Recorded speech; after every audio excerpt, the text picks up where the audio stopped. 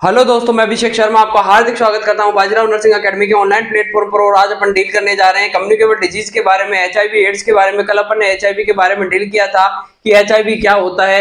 HIV एक single standard virus होता है, जिसे एड्स और एचआईवी में कल अपन ने डिफरेंस देखा था कि एचआईवी क्या होता है। वो पर्सन जो कि एचआईवी वायरस से इन्फेक्टेड है उसे एचआईवी के नाम से कहेंगे, ह्यूमन इम्यूनोडेफिशिएंसी वायरस। और एड्स का मतलब होता है एक्वायर्ड इम्यूनोडेफिशिएंसी सिंड्रोम। अब एड्स, एचआईवी को एड्स कब कहा जाता है? जब एचआईवी में जब अगर कोई पर्सन है वो जिसमें इन्फेक्शन हो गया है, या वो पर्सन है वो इन्फेक्टेड हो चुका है, या उसमें वायरस ने एंट्री कर ली है, किसने? एचआईवी वायरस ने। और वो जाकर के क्या कर देगा, जब CD4 सेल का काउंट 200 से कम कर देता है, तो उस वाली कंडीशन को किस नाम से जानते हैं? एड्स के नाम से जानते हैं। तो एड्स में सीधा सीधा बात यह है कि एड्स जब बोला जाता है, जब एचआईवी इन्फेक्शन होने के बाद CD4 सेल का काउंट होता है वो 200 से कम हो जाता है, तो उसे नाम दिया जाता है एड्स के नाम से जानेंगे।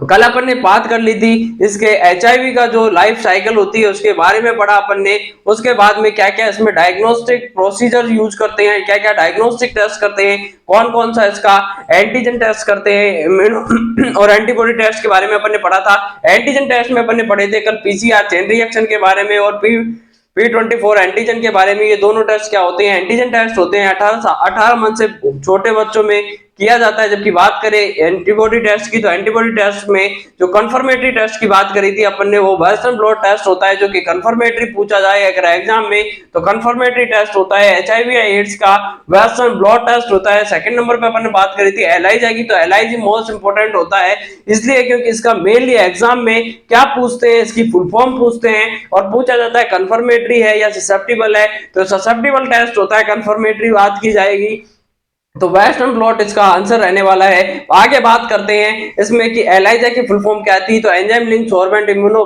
सोर्बेंट ऐसे एंजाइम लिंक्ड इम्यूनोसॉर्बेंट ऐसे इसका फुल फॉर्म था। आगे अपन ने पढ़ा था कि ट्राइडोट और इम्यूनोकॉम्ब है, ये तीनों क्या होते हैं? एंटीबॉडी टेस्ट होते हैं। 18 मंथ के बाद में करते हैं, क्योंकि 18 मंथ से पहले क्या होता है, एंटीबॉडी मैटरनल एंटीबॉडी प्रेजेंट होती है। इसलिए अगर कोई बच्चा 18 मंथ से छोटा बच्चा है, अगर उसमें करना है तो आपको एंटीजन टेस्ट करना पड़ेगा। इसके बाद में अपन आगे बढ़ेंगे आज किस तरीके से। अपन ने कल इसका मोड ऑफ ट्रांसमिशन पढ़ लिया था, तो मोड ऑफ ट्रांसमिशन में अपन ने पढ़ा था कि most common mode of transmission होता है सेक्सुअल कांटेक्ट होता है। सेक्सुअल कांटेक्ट में भी कौन सा होता है? हेटेरोसेक्सुअल होगा, मेल से फीमेल में होता है। लेकिन पूछी जाए कि मोस्ट रिस्की कौन सा होता है सेक्सुअल कांटेक्ट में, मोस्ट रिस्की होता है मेल टू मेल, जहां पर एनल सेक्स देखने को मिलेगा। बहुत रिस्की है, सबसे ज्यादा रिस्क होती है एचआईवी ट्रांसफर होने की। बात करते हैं इसके बाद में मोस्ट रिस्की मोड कौन सा होता है, तो ब्लड और ब्लड इन्फेक्टेड होता है। इसमें ब्लड ट्रांसफ्यूजन में 95 to 100% रिस्क होती है कि वहां पर ब्लड में क्या होता है, मेनली एचआईवी पाया जाता है। और वो क्या होगा, अगर आपने किसी इन्फेक्टेड ब्लड को किसी नॉर्मल पर्सन या हेल्दी पर्सन में ट्रांसफ्यूज कर दिया है, तो उसमें 95 to 100% चांसेस होते हैं कि ये उसमें क्या हो सकता है, मिल सकता है। बात करी थी कि किसमें आपको देखने को मिलेगा, किस ऐसे कौन से बॉडी फ्लूइड होते हैं जो कि रिस्क पर होते हैं एचआईवी होने की, तो वहां पर अपन ने बात करा था, पहला ब्लड पढ़ा था, दूसरा semen, vaginal secretion, breast milk में होता है, pericardial fluid, peritoneal fluid, synovial fluid, और जो भी फ्लूइड पाए जाते हैं सीएसएफ होता है, एमनियोटिक फ्लूइड होता है। इन सभी में क्या होता है, एचआईवी वायरस पाया जाता है। लेकिन बात की थी कि कौन से ऐसे फ्लूइड होते हैं, बॉडी फ्लूइड, जो कि रिस्क पर नहीं होते हैं, जिनमें एचआईवी वायरस होता है, नहीं पाया जाता है। बात करते हैं यूरिन में नहीं होगा, टीयर्स में, स्वेट्स में, स्टूल में, इनमें क्या नहीं पाया जाता है, यहाँ पर मेनली नहीं पाया जाता है एचआईवी वायरस। सलाइवा में नहीं होता है। बात करते हैं कि कब कब फैलता है, कब नहीं फैलता है, तो बात करते हैं अगर किसी पर्सन को हक करने से, किस करने से, या फिर उसको हाथ मिलाने से, हैंड शेकिंग करने से पर्सन के बनाया हुआ एचआईवी पॉजिटिव पर्सन के बनाया हुआ भोजन खाने से नहीं होता है। सेम बात में या सेम एक साथ में स्विमिंग पूल में नहाकर नमकीन होने से कुछ नहीं होता है। इसके बाद में बात करी थी अपन ने कि कौन कौन से इसके मोड ऑफ इन्फेक्शन थे। इसके बाद में रिस्क क्या होती है, एक्सपोजर रिस्क की क्या होती है, तो वहां पर एक्सपोजर रिस्क में पढ़ा था मोस्ट कॉमन जो रिस्क होती है वो हेपेटाइटिस बी की होती है, जहां पर 30% रिस्क होती है। हेपेटाइटिस सी की जो रिस्क होती है 3 to 5% होती है। इसके बाद में अपन ने बात करी थी कि एचआईवी की जो रिस्क होती है निडल स्टिक इंजरी में वो केवल 0.3% होती है। अगर 300% में से केवल एक को चांसेस होते हैं एचआईवी पॉजिटिव होने के। इसके बाद में पढ़ा था कि मैटरनल से बच्चे में कैसे हो सकता है, तो वहां पर मैटरनल से उसके बेबी में होता है, उसे क्या कौन सी स्टेज में मेनली देखने को मिलेगा, तो इंट्रानेटल पीरियड या ड्यूरिंग डिलीवरी के दौरान मोस्ट चांसेस होते हैं, वहां पर 30% चांसेस होते हैं कि उस दौरान क्या हो सकता है, HIV होता है वो ट्रांसफर हो जाता है। जैसे बेबी की अम्बिलिकल कॉर्ड कटिंग करते हैं उस टाइम पे मैटरनल और उसके बीच में जो कनेक्शन होता है उससे हो सकता है, इन्फेक्टेड ब्लड और जो भी सिक्रेशन होते हैं उनसे हो सकता है। बात करते हैं सबसे, अगर बात करें कि यहाँ पर किस टाइप से इसको प्रिवेंशन किया जा सकता है, तो मेनली जो कॉमनली यूज मोड होता है वो मेनली होता है, किससे होता है, ये मेनली देखने को मिलता है तो सेक्सुअल इंटरकोर्स से देखने को मिलेगा। तो जब भी आप सेक्सुअल इंटरकोर्स बनाते हैं तो आपको क्या करना है, अनप्रोटेक्टेड सेक्सुअल इंटरकोर्स को क्या करना है, प्रिवेंट करना है, और सेक्सुअल इंटरकोर्स आपको प्रोटेक्टेड सेक्सुअल इंटरकोर्स करना है तो वहां पर कंडोम का यूज करना है, क्योंकि ये दो तरीके से फायदे करता है। फर्स्ट वन ये क्या करेगा, कॉन्ट्रासेप्शन का मेथड होता है जहां पर गर्भ निरोधक का कार्य करता है। सेकंड वन पर काम करता है ये कि क्या HIV और STD वाली जो डिजीजेज होती है उनसे भी ये प्रिवेंशन करता है। तो सबसे बेटर होता है ये कि ये दोनों तरीके से जो मेल कॉन्डोम है फीमेल कॉन्डोम होते हैं दोनों तरीके से कारगर साबित होते हैं। तो यहाँ पर अपन ने पूरा ये सब कुछ अपन ने कल पढ़ लिया था। उसके बाद में कैसे फैलता है, IV ड्रग यूजर से फैल सकता है। अगर मान लीजिए कोई निडल है वो बार बार में एक ही निडल से आप बार बार प्रिक किए जा रहे हो, या इसी मान लीजिए कोई जैसे ड्रग यूजर्स होते हैं जो कि ड्रग्स लेते हैं, उनसे क्या ले रहे थे, इंजेक्शन ले रहे थे, मैंने एक से लिया उसी से मैंने दूसरे को ले दिया, तो उससे भी क्या होता है, HIV ट्रांसमिशन की रिस्क होती है, 30% रिस्क होगी। इसके बाद में बात करते हैं मेन आज ART के बारे में। ART क्या होती है, एंटी रेट्रोवायरल थेरेपी के बारे में। और एंटी रेट्रोवायरल थेरेपी किसमें देते हैं, रेट्रोवायरस के अगेंस्ट में देंगे। तो एंटी रेट्रोवायरल, जो कि रेट्रोवायरल था अपन ने पढ़ा था HIV जो रेट्रोवायरल है, तो रेट्रोवायरस लैंटी फैमिली से बिलोंग करता है। तो यहाँ पे अपन बात करेंगे कि यहाँ पर HIV होता है वो किससे कैसे, और HIV के अगेंस्ट में तो डिजीज को प्रिवेंट करने के लिए या फिर उसका रिप्लिकेशन को रोकने के लिए एक्चुअल में जो ART होती है वो उसको क्या नहीं करती है, HIV को ट्रीट नहीं कर पाती है, या उस केवल जाकर उसको किल नहीं कर पाती, ये केवल जो रिप्लिकेशन होता है उसको प्रिवेंट कर देती है। तो ART किस तरीके से वर्क करती है, मेनली ART वर्क करती है उसके रिप्लिकेशन को रोकती है, HIV के रिप्लिकेशन को नहीं होने देती है, उसको आगे नहीं बढ़ने देती है। अगर मान लीजिए अगर 500 आज आपके ब्लड में अगर 500 HIV के वायरस है तो 500 ही रहेंगे, उनको वापस से फर्दर इम्प्लीकेशन या रेप्लिकेशन नहीं करने देगी, उनकी जो संख्या होती है उसको नहीं बढ़ने देती है। अब बात करते हैं ART कब आई थी, इन सभी के माइलस्टोन के बारे में कल अपन ने पढ़ा था। नाको कब एस्टेब्लिश हुआ था, 1992 में, 1992 में। NACP की फर्स्ट फेज कब आई, 1992 में। बात करें 2004 में ART स्टार्टेड की गई। पीडियाट्रिक ART कब आई, 2006 में आई थी। यहाँ पर इसके बाद में जो NACP की फेज थर्ड थी कब आई थी, 2007 में। और फोर्थ फेज कब आई थी, तो 2014 में। ये सभी फेज अपन ने सभी पूरा माइलस्टोन कल अच्छे से डील किया हुआ है। तो कल की क्लास को आप सभी पहले अच्छे तरीके से देख लीजिए कि समा परवाने को चलना सिखाती है, शाम सूरज को ढलना सिखाती है, मुसाफिर को होती तो है ठोकरों से तकलीफ मगर ठोकरे ही मुसाफिर को चलना सिखाती है, ठोकरे ही मुसाफिर को चलना सिखाती है। कि क्या फर्क है खुदा और पीर में, क्या फर्क है किस्मत और तकदीर में। मिले कभी असफलता तो निराश मत होना और सोचना कि कुछ इससे भी बेहतर लिखा है मेरी तकदीर में, कुछ इससे भी बेहतर लिखा है मेरी तकदीर में। कि तूफान में ताश का घर नहीं बनता, रोने से बिगड़ा मुकद्दर नहीं बनता, और जीत को जीतने का हौसला रखो मेरे यारों, क्योंकि एक हार से कोई फकीर और एक जीत से कोई सिकंदर नहीं बनता। तो इसीलिए आपको जीत चाहिए, कंटिन्यूटी में रखना है, उसके लिए आपको अपने लक्ष्य को, टारगेट को सेट कर करके उसके लिए आपको जी तोड़ मेहनत करनी है। रिकॉर्ड वही तोड़ते हैं जिनकी रगों में, कौन नहीं लक्ष्य पाने के लिए जुनून तोड़ता है, तो वही रिकॉर्ड तोड़ते हैं। सफलता एक दिन में नहीं मिलती है, एक दिन जरूर मिलती है। तो उस दिन के लिए आपको जी तोड़ पहले बहुत दिनों तक लगातार कंटिन्यूएशन में मेहनत करनी होगी। सफलता का कोई शॉर्टकट नहीं होता है। तो अपन बिना समय गवाए यहाँ पर आप टॉपिक स्टार्ट करते हैं। ART के बारे में पढ़ेंगे कि ART क्या होती है। तो ART पर आप हेडिंग डाल लीजिए यहाँ पर कि ART क्या होती है। तो ART का मतलब होता है anti retroviral therapy, anti retroviral therapy. Anti retroviral therapy अब कब आई थी, तो एंटी रेट्रोवायरल थेरेपी आई थी 2004 में।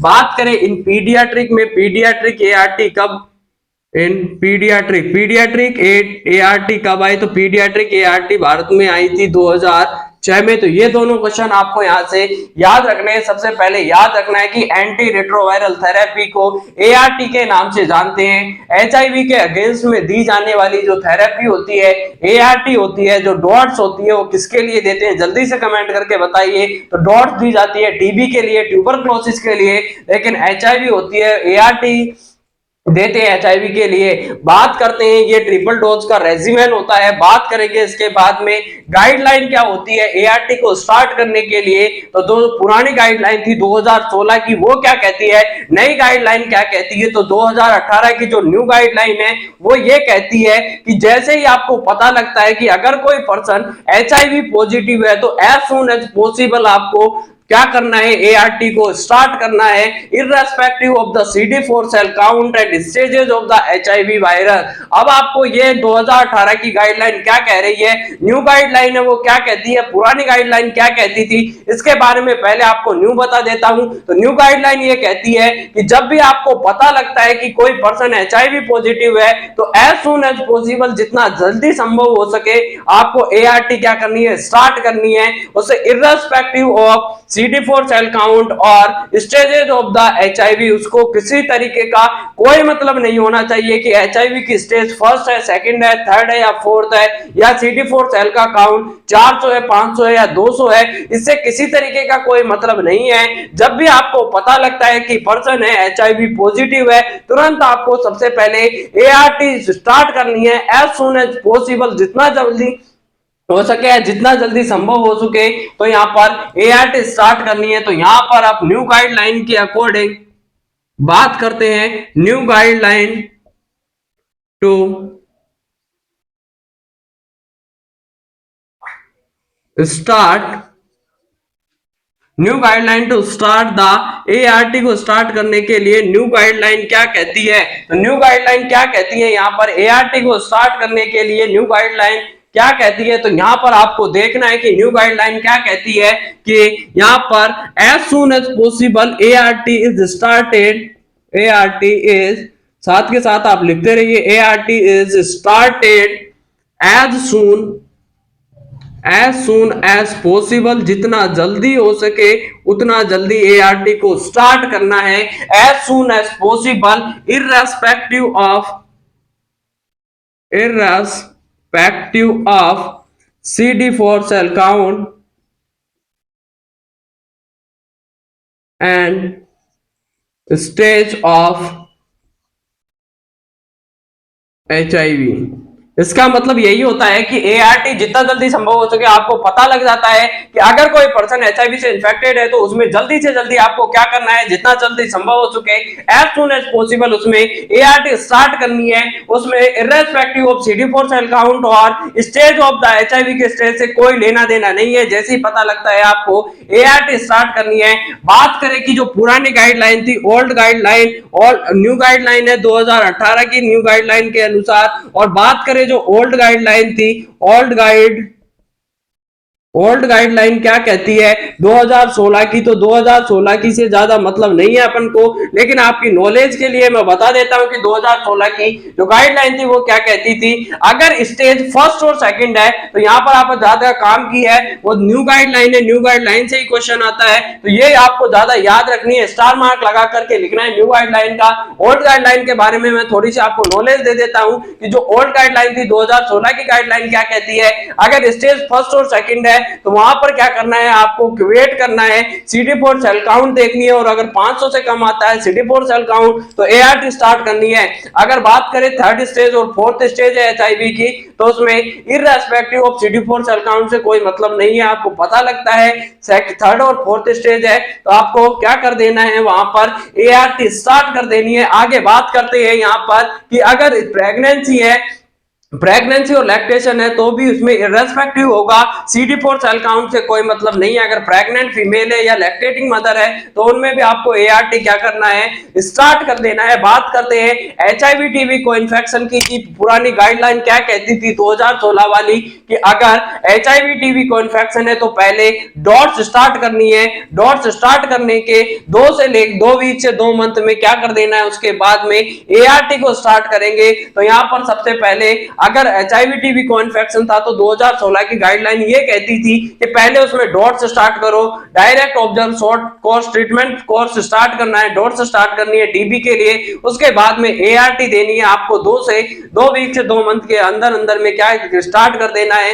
एआरटी स्टार्ट कर देनी है। बात करें अगर कोई पर्सन था उसमें hepatitis B hepatitis C positive है और अक्यूट केस था तो उसमें क्या करना था, वेट करना था, और अगर CD4 सेल का काउंट 500 से कम आता था तभी एआरटी स्टार्ट करनी थी, और अगर हेपेटाइटिस बी हेपेटाइटिस सी का क्रोनिक केस था तो उनमें irrespective of age CD4 cell count से कोई मतलब नहीं था, वहां पर एआरटी स्टार्ट कर देनी थी। आगे अपन बात करेंगे कि यहाँ पर क्या देखने को मिल रहा था, वहां पर एचआईवी और कालाजार था, तो एचआईवी और कालाजार था तो उस कंडीशन में भी irrespective of CD4 cell count से कोई मतलब नहीं था, वहां पर एआरटी स्टार्ट करनी थी। तो मेनली आपको याद रखना है न्यू गाइडलाइन 2018 की कि जब भी आपको पता लगे एज सून एज पॉसिबल आपको एआरटी स्टार्ट कर देनी है। इसके बाद में बात करते हैं यहाँ पर कि कौन कौन से टाइप की यहाँ पर एआरटी होती है, वो कौन कौन सी होती है। तो सबसे पहले प्राइवेसी स्टार्ट एस्टेब्लिश करनी है, प्रायोरिटी का एस्टेब्लिश करना है, प्रायोरिटी के बाद में देन एस्टेब्लिश करो प्रायोरिटी, उसके बाद में एआरटी क्या करनी है, स्टार्ट करनी है। और अब एआरटी क्या करती है, एआरटी की मैं बात बता दूं तो यहां पर आप स्टार मार्क लगा करके क्वेश्चन नोट कर लीजिए कि एआरटी उसका ट्रीट नहीं कर पाती है, उसको डेस्ट्रॉय एआरटी होती है उसका ट्रीटमेंट करती है लेकिन उसको पूरी तरीके से क्योर नहीं कर पाती है। एआरटी जाकर के क्या करती है, प्रिवेंट करती है रिप्लिकेशन ऑफ एचआईवी का। तो ART prevent the replication of HIV virus का क्या कर देती है, रिप्लिकेशन को प्रिवेंट कर देती है। It is not cure the HIV, it not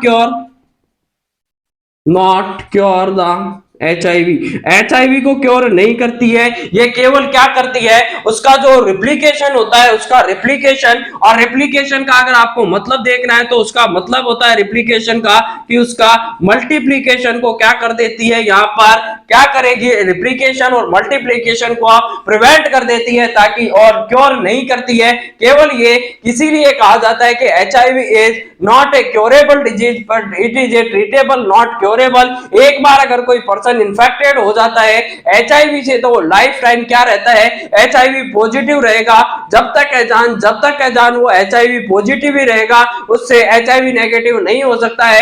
इसीलिए कहा जाता है कि prevention is better than treatment है, बेटर देन, या क्योंकि यहाँ पर क्योरेबल नहीं होता है, एक बार हो गया तो आपको लाइफ टाइम उसी के साथ रहना पड़ेगा। लेकिन आप एआरटी देकर के उसकी जो सीवियरिटी होती है उसको कम कर सकते हैं, उसकी जो लाइफ होती है, उसका जो एज होता है, expected age of the life, उसको बढ़ा सकते हैं। आगे बात करेंगे यहाँ पर कि कौन कौन सी एआरटी होती है, किस तरीके से कौन सी एआरटी किस पर जाकर काम करती है, तो क्लासेस के बारे में पढ़ेंगे। एआरटी की क्लासेस के बारे में तो आप हेडिंग लगा लीजिए यहाँ पर जल्दी से एआरटी की क्लासेस के बारे में, और आपको एक एक साथ में मेरे साथ साथ जल्दी से इसमें नोट डाउन करते रहना है कि एआरटी की कौन कौन सी क्लासेस होती है, कौन कौन सी एआरटी है वो कौन सी क्लास में आएगी। तो यहाँ पर आपको सबसे पहले क्लासेस ऑफ एआरटी के बारे में बता देते हैं कि एआरटी की क्लास क्या होती है और कौन कौन सी क्लास में कौन कौन सी ड्रग आती है, कैसे वो अपना मैकेनिज्म ऑफ एक्शन करती है। तो यहां पर सबसे पहले लिखिए क्लास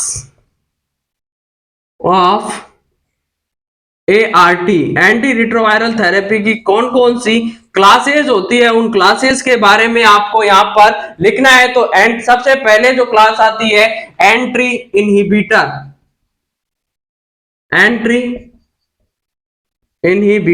और एंट्री इनहिबिटर डाल करके क्या करती है, जो एचआईवी वायरस था ह्यूमन की बॉडी में एंट्री कर रहा था, CD4 सेल में जाकर के ये एंट्री कर रहा था, तो उसको क्या कर देता है, प्रिवेंट कर देता है या इनहिबिट कर देता है, इसीलिए इसे एंट्री इनहिबिटर के नाम से जानते हैं। तो दीज ड्रग में भी और 2 टाइप्स की हो सकती है, पहला होगा रिसेप्टर बाइंडर हो सकती है या फ्यूजन इनहिबिटर हो सकती है। तो एंट्री इनहिबिटर में कौन कौन सी ड्रग आती है, पहला होता है यहां पर एंजाइम इनहिबिटर, जो क्या कर देगा, एंजाइम या रिसेप्टर बाइंडर होती है या फ्यूजन इनहिबिटर होगी। तो यहां पर फर्स्ट देखने को मिलेगी रिसेप्टर बाइंडर, रिसेप्टर बाइंडर क्या होती है, रिसेप्टर से जाकर के बाइंड हो जाती है और ब्लॉक कर देती है। अब रिसेप्टर बाइंडर क्या करेगी, जो CXCR4 एंड CCR5, जो आपके CCR5 एंड CXCR4 जो रिसेप्टर थे, CD4 सेल के जो रिसेप्टर थे CCR5 एंड CXCR4, उन पे जाकर के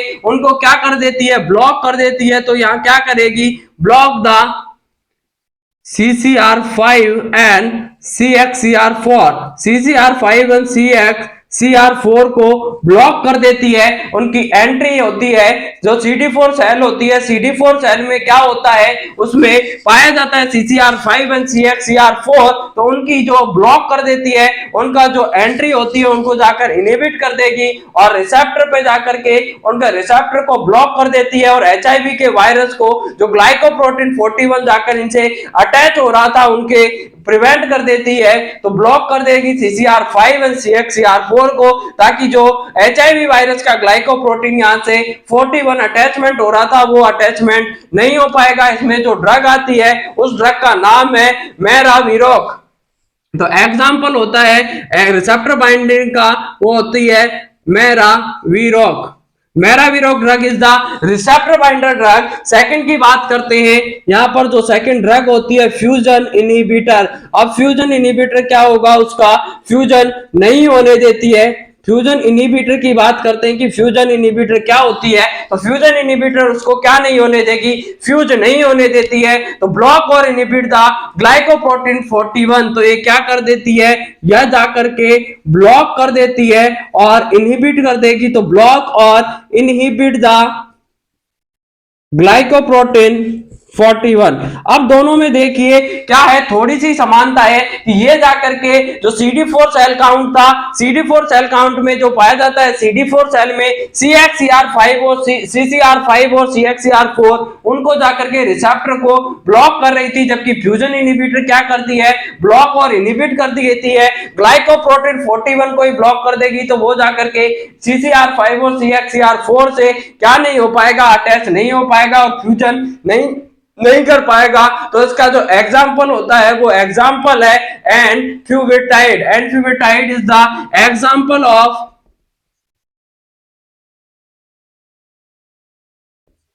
एनफ्यूविटाइड is the example of the fusion inhibitor. ये फ्यूजन इनहिबिटर का एग्जाम्पल होता है। बात करते हैं सेकंड नंबर पे जो ड्रग आती है, reverse transcriptase inhibitor. Reverse transcriptase inhibitor. Reverse transcriptase inhibitors कौन सी ड्रग होती है, तो इसमें मेनली दो ड्रग्स आती है। ये क्या करती है, अब अपने कल पढ़ा था कि ट्रांसक्रिप्शन और रिवर्स ट्रांसक्रिप्शन क्या होता है। ट्रांसक्रिप्शन का मतलब होता है कि डीएनए से एमआरएनए का बनना ट्रांसक्रिप्शन कहलाता है, जबकि बात करें रिवर्स ट्रांसक्रिप्शन से, तो आरएनए से डीएनए का बनना रिवर्स ट्रांसक्रिप्शन कहलाएगा। तो it prevent the conversion of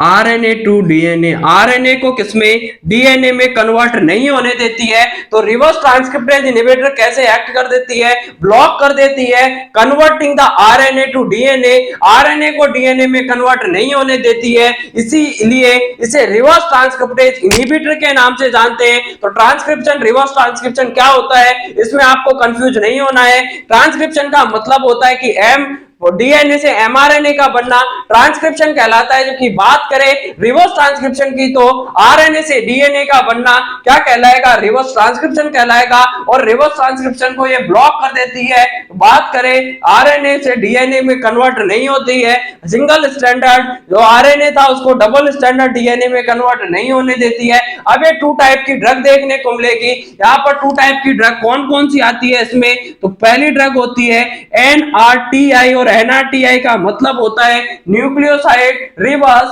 transcriptase inhibitor. जबकि सेकंड की बात करें तो सेकंड में आती है NNRTI, non nucleoside reverse transcriptase inhibitor. तो यहां पर आप इसका फुल फॉर्म लिख लीजिए, अगर एग्जाम में पूछ लिया जाता है कि एनआरटीआई का फुल फॉर्म क्या होता है, nucleoside nucleoside reverse transcriptase inhibitor. और यहां पर दूसरे नंबर पे आता है नॉन न्यूक्लियोसाइड, तो यहां पर आपको लिखना है non nucleoside reverse transcriptase inhibitor.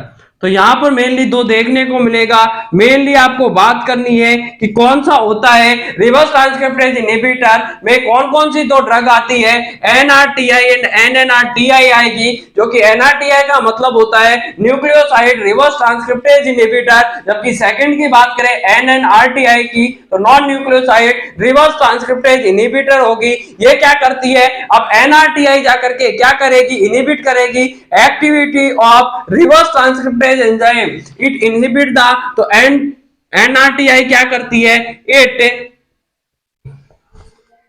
Inhibit the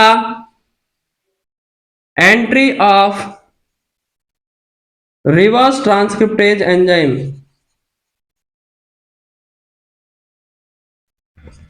reverse transcriptase जो एंजाइम होता है उसकी एक्टिविटी को क्या कर देती है, इनहिबिट कर देती है। तो it inhibit the activity of, या it inhibit the entry of, या एक्टिविटी लिख सकते हैं आप एंट्री को, या it inhibit the activity of reverse transcriptase enzyme. तो एक्टिविटी होती है रिवर्स ट्रांसक्रिप्टेज एंजाइम की, उसकी एक्टिविटी को क्या कर देती है, इनहिबिट कर देती है। बात करते हैं एनएनआरटीआई क्या करती है, तो these drug inhibit the activity of the active site तो इन रिवर्स ट्रांसक्रिप्टेज एंजाइम में जो एच एक्टिव साइट होती है उनको क्या करेगी, इनकी एक्टिविटी को इनहिबिट करती है। तो ये क्या करती है, it inhibit the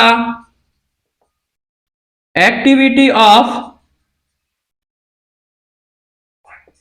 H active sites of transcriptase, जो रिवर्स ट्रांसक्रिप्टेज एंजाइम होता है उसमें it inhibit the activity of the H active sites of reverse transcriptase enzyme. जो रिवर्स ट्रांसक्रिप्टेज एंजाइम होता है उसकी जो एक्टिविटी होती है उसको क्या कर देती है, पहली तो एनआरटीआई क्या करेगी, ये क्या करती है, inhibit the activity of reverse transcriptase जो एंजाइम होता है उसकी एक्टिविटी को इनहिबिट करती है। बात करें एनएनआरटीआई क्या करती है, तो जो एच एक्टिव साइट्स होती है, एच एक्टिव साइट्स की एक्टिविटी होती है उसको क्या कर देती है, रिवर्स ट्रांसक्रिप्टेज एंजाइम में जो एच एक्टिव साइट्स पाई जाती है उनकी एक्टिविटी को क्या कर देगी, ये इनहिबिट कर देती है। तो इस तरीके से एनआरटीआई और एनएनआरटीआई किस तरीके से वर्क करती है इसके बारे में अपन ने पढ़ लिया है कि एनआरटीआई किस तरीके से वर्क करती है, मैकेनिज्म ऑफ एक्शन क्या होता है, जबकि एनआरटीआई के बाद में एनएनआरटीआई किस तरीके से वर्क करती है। तो यहां पर इसके एग्जांपल की बात करते हैं तो एनआरटीआई का जो फेमस एग्जांपल है वो आपको पता होगा। यहां पर फेमस एग्जांपल की बात करते हैं कि एनआरटीआई का जो फेमस एग्जांपल कौन कौन सा होता है, तो जिटिविडिन हुआ, स्टेविडिन हुआ, एबाकाविर हुआ, स्टेविडिन, जिडोविडिन, जेडोविडिन होता है एजेटी। एजेटी ड्रग के बारे में आपने सुना होगा, इसे नाम दिया जाता है जिडोविडिन के बारे में, एबाकाविर, लैमिविडिन, स्टेविडिन एंड डिडाइनोसिन। तो यहाँ पर एनआरटीआई की अपन बात कर रहे थे, तो एनआरटीआई के जो एग्जांपल है उनमें आपको लिखना है, सबसे पहला एग्जांपल है जिडोविडिन। जिडोविडिन जिडोविडिन को एजेटी के नाम से जानते हैं, इसका फेमस है। बाद में बात करते हैं एबाकाविर। बात करें डिडानोसिन, एबाकाविर की बात करेंगे, डिडानोसिन की बात करेंगे, एबाकाविर, जिडोविडिन, एजेटी, एबाकाविर, डिडानोसिन। इसके बाद में आता है स्टेविडिन और लैमिविडिन। तो बात कर लेते हैं यहाँ पर एनआरटीआई की, स्टेविडिन एंड जिडोविडिन हुआ, एबाकाविर हुआ, डिडानोसिन हुआ, स्टेविडिन एंड लैमिविडिन। ये सभी जो एग्जांपल होते हैं वो किसके एग्जांपल है, एनआरटीआई के एग्जांपल है, जो कि जाकर के एनआरटीआई में क्या कर देते हैं, जो एक्टिविटी होती है रिवर्स ट्रांसक्रिप्टेज एंजाइम की, उसको इनहिबिट करेंगे। जबकि बात करें एनएनआरटीआई की, non nucleoside reverse transcriptase enzyme inhibitor के बारे में, तो ये क्या करती है, जो एच एक्टिव साइट्स होती है रिवर्स ट्रांसक्रिप्टेज एंजाइम की, उसको क्या कर देती है, जाकर के इनहिबिट कर देती है और ये एक्ट करती है। तो बात करेंगे इसके एग्जांपल की, तो नेवेरापाइन हुआ, एफाविरेन एंड एट्राविरेन। तो एग्जांपल की बात करते हैं, नेविरापाइन, एफाविरेन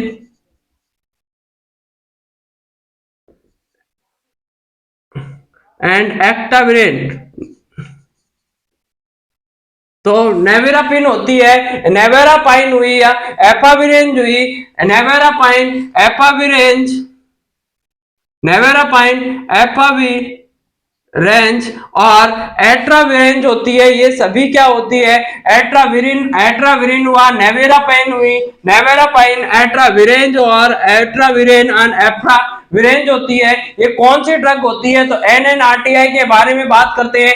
एनएनआरटीआई कौन कौन सी ड्रग होती है, तो फर्स्ट नंबर पे बात करेंगे जिडोविडिन की। बात करें एनआरटीआई की, जिडोविडिन हुआ, एबाकाविर, लेमिविडिन, स्टेविडिन एंड डिडानोसिन होती है। ये सभी एनआरटीआई होती है। एनएनआरटीआई में नेवेरापाइन हुआ, एफाविरेन हुई एंड एट्राविरिन होती है। ये सभी जो ड्रग्स होती है, कौन सी ड्रग्स होती है, तो यहाँ पर ये ड्रग देखने को मिलेगी, एनएनआरटीआई होती है। सेकंड नंबर की बात करते हैं, सेकंड नंबर पे कौन सी ड्रग, थर्ड नंबर पे इंटीग्रेज इनहिबिटर आती है, जो ड्रग प्रिवेंट करती है integration of HIV infected DNA into nucleus. तो इसमें जो इंटीग्रेज इनहिबिटर होती है, वो ऐसी ड्रग्स होती है जो कि एचआईवी इन्फेक्टेड डीएनए होता है, उसको न्यूक्लियस में उसकी एंट्री नहीं होने देती है। तो इंटीग्रेज इनहिबिटर की बात करेंगे, इंटीग्रेज इनहिबिटर कैसे क्या काम करती है, तो इंटीग्रेज इनहिबिटर की बात करेंगे। इंटीग्रेज इनहिबिटर में वो ड्रग्स आती है जिनके पीछे ग्रेविर लगा होता है। तो इंटीग्रेज इनहिबिटर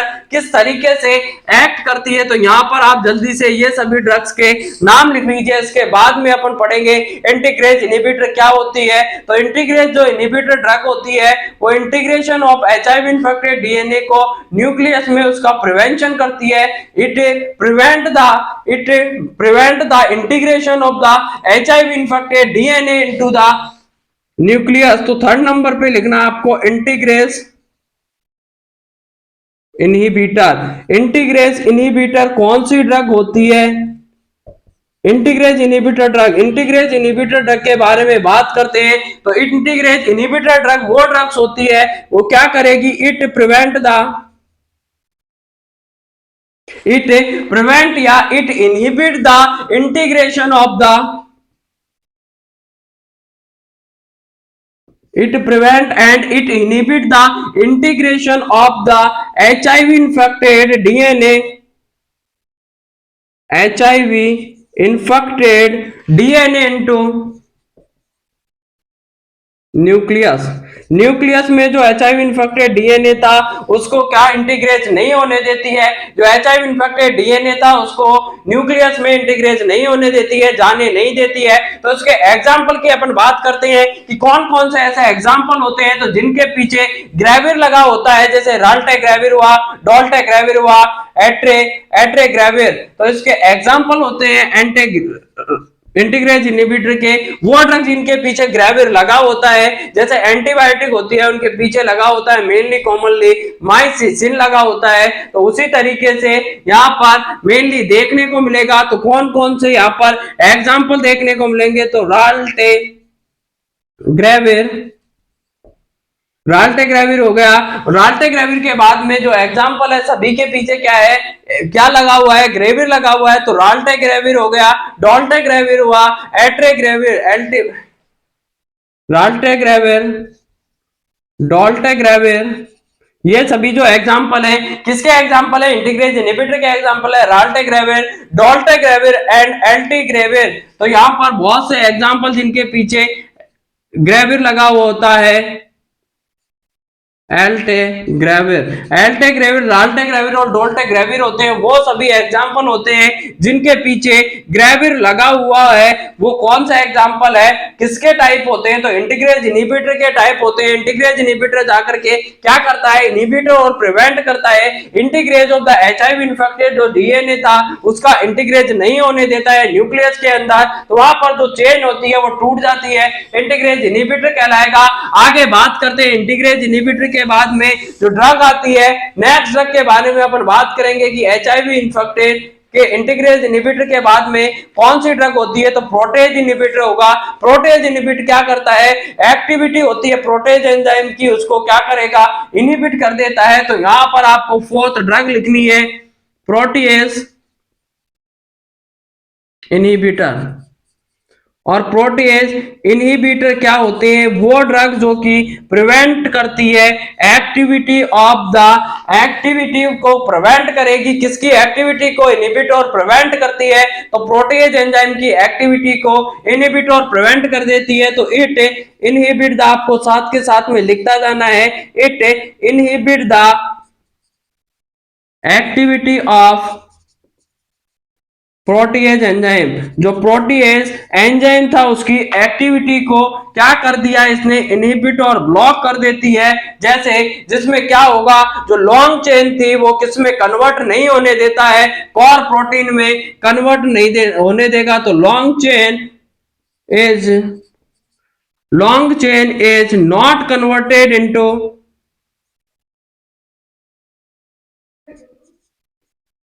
कोर प्रोटीन। जहां पर अपने कल पढ़ा था कि लॉन्ग चेन थी वो किसमें कन्वर्ट हो रही थी, कोर प्रोटीन में कन्वर्ट हो रही थी, तो उसको क्या कर देगा, इनहिबिट कर देगा, उसमें लॉन्ग चेन को कोर प्रोटीन में कन्वर्ट नहीं होने देता है, प्रोटीज इनहिबिटर के नाम से जानते हैं। अब ऐसे एग्जांपल जिनके पीछे नेविर लगा है वो सभी एग्जांपल किसमें आते हैं, प्रोटीज इनहिबिटर में आते हैं। तो नैल्फाविर, लोपानाविर, रिटानोविर, इंडियानाविर, टेनोपिविर एंड स्क्वेनाविर, ये सभी एग्जांपल होते हैं, किसके एग्जांपल है, प्रोटीज इनहिबिटर के एग्जांपल होते हैं। तो यहां पर आपको लिखना है नैल्फिनाविर, नैल, यहां पर प्रोटीज एंजाइम जो इनहिबिटर होता है उसके एग्जांपल की बात करें तो नैल्फिनाविर,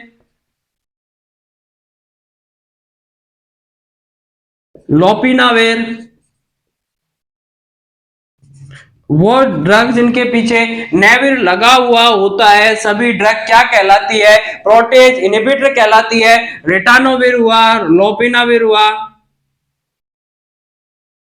रिटानोविर, लोपिनाविर, नैल्फिनाविर, और इसके बाद में बात करते हैं इंडियानाविर, जो कि आपने नाम सुना हुआ होगा, इंडियानाविर, इंडियानाविर, लोपानाविर, नैल्फिनाविर, लोपानाविर, रिटानोविर, इंडियानाविर। उसके बाद में आता है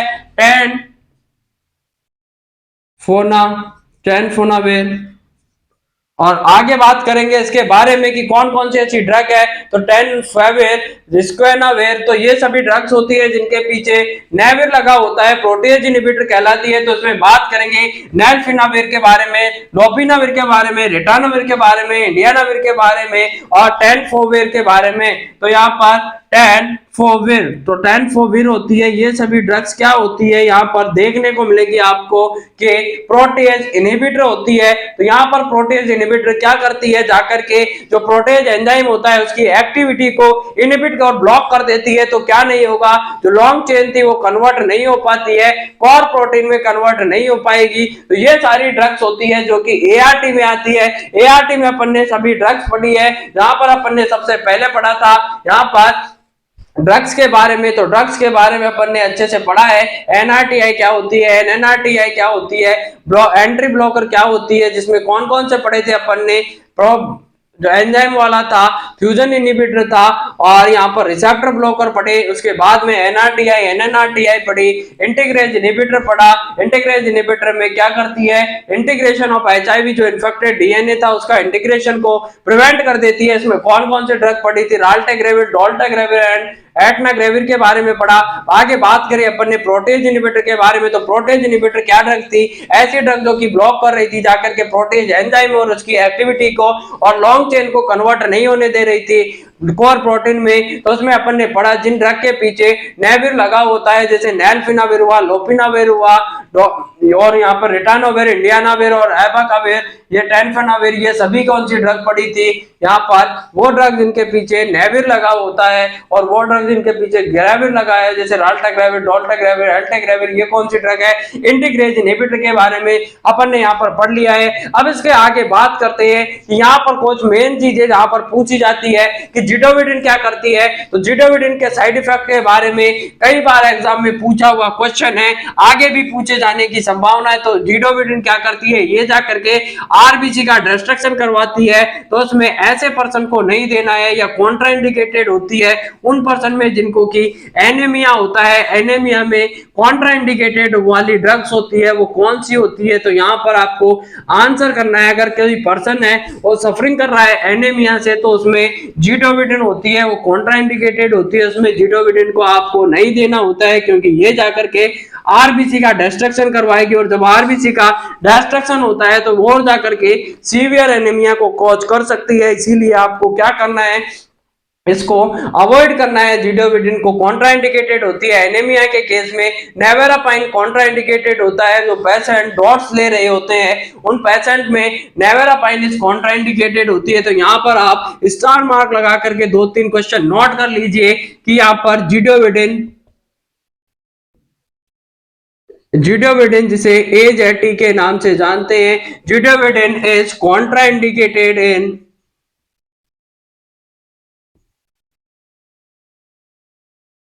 एनीमिया।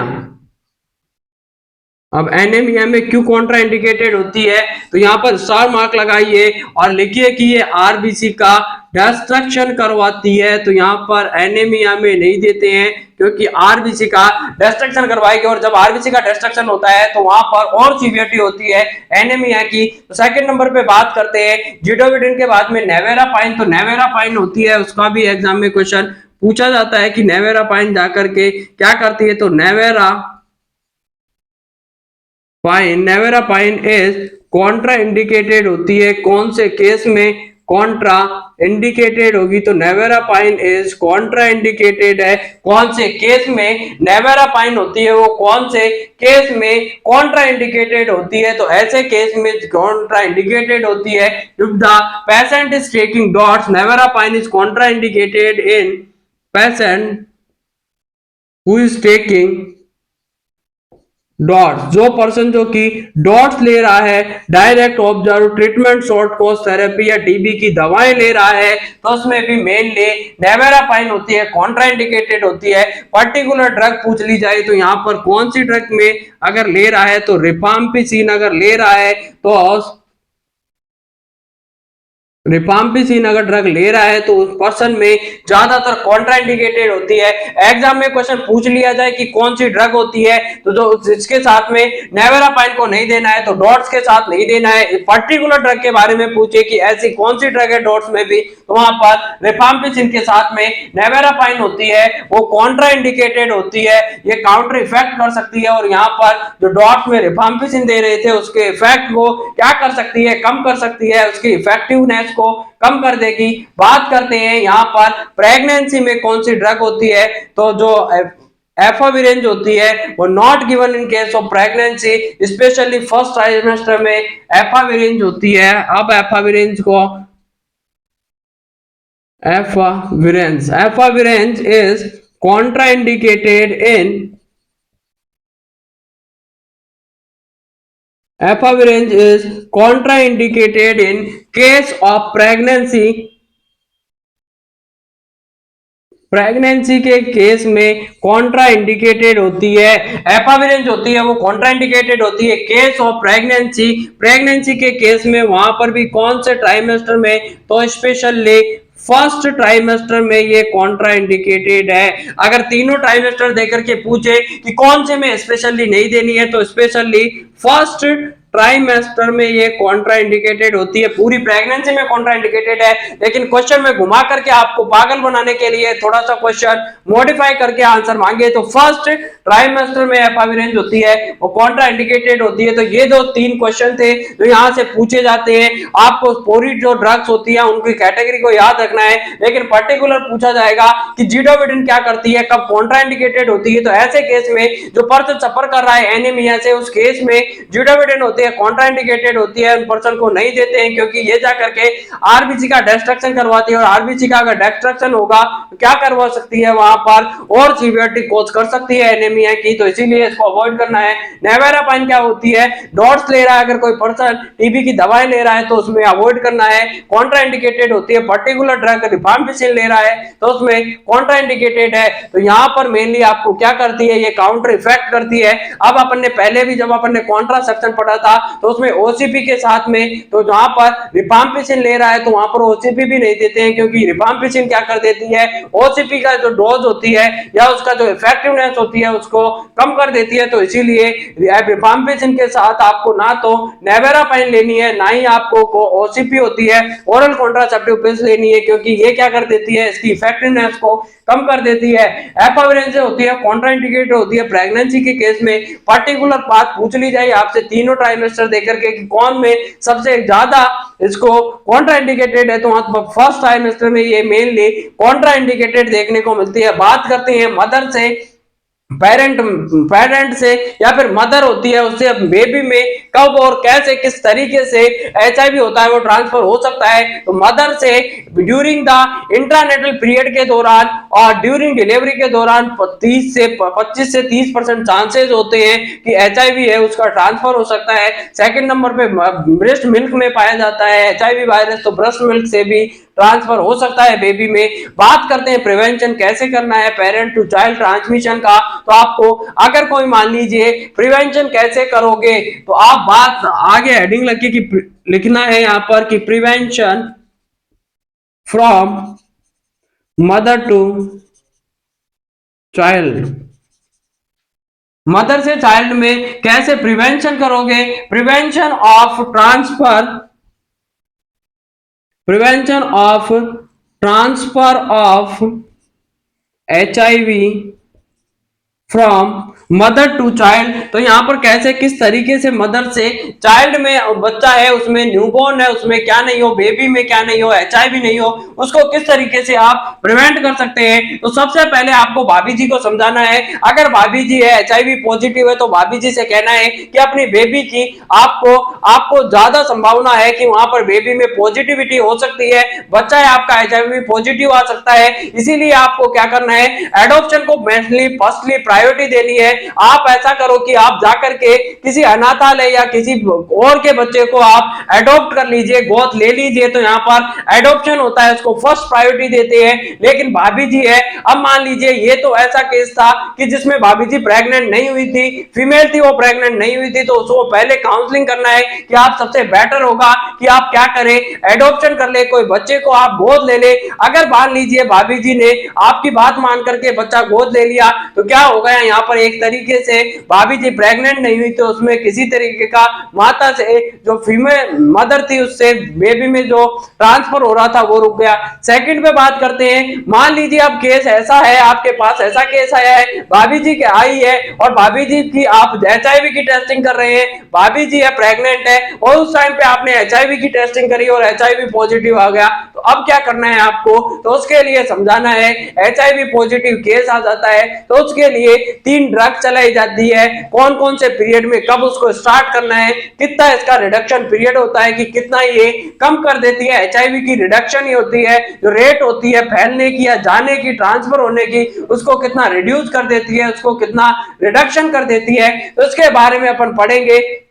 तो यहाँ पर आपको लिखना है कि यहाँ पर जो 3 ड्रग्स होती है ड्रग्स के बारे में लिखो, उसके बाद में इसका जो इफेक्टिवनेस होती है, रिडक्शन करेगी वो कितना कर देती है। और तीसरे नंबर पे आपको लिखना है कि यहाँ पर किस पीरियड में आपको स्टार्ट करनी है ड्रग्स को, तो यहाँ पर आपको लिखना है, बात करें अगर जिडोविडिन ड्रग ले रही है तो जिडोविडिन ड्रग अगर आप उसको दे रहे हैं तो उसको स्टार्ट करना है 36 वीक ऑफ गैस्ट्रेशन के 36 वीक पर इसको स्टार्ट कर दो। तो ये जाकर के क्या करेंगे, कितना देना है, 300 mg बीडी देना है, दिन में 2 बार देना है, सुबह शाम को देना है, दिन में 2 बार देंगे तो कितना, किसे कहेंगे 2 बार देते हैं तो उसे बीडी कहते हैं। बिसन डाई दिन में 2 बार देंगे, 300 mg देते हैं तो 300 mg की टैबलेट देंगे, दिन में 2 बार देते हैं। बात करें रिडक्शन की तो रिडक्शन कितना कर देती है, तो यहाँ पर 66% रिडक्शन कर देती है ट्रांसफर को। इसके बाद में अब क्या करना है, आपने पहले तो सबसे पहले पूरा क्या किया, यहाँ पर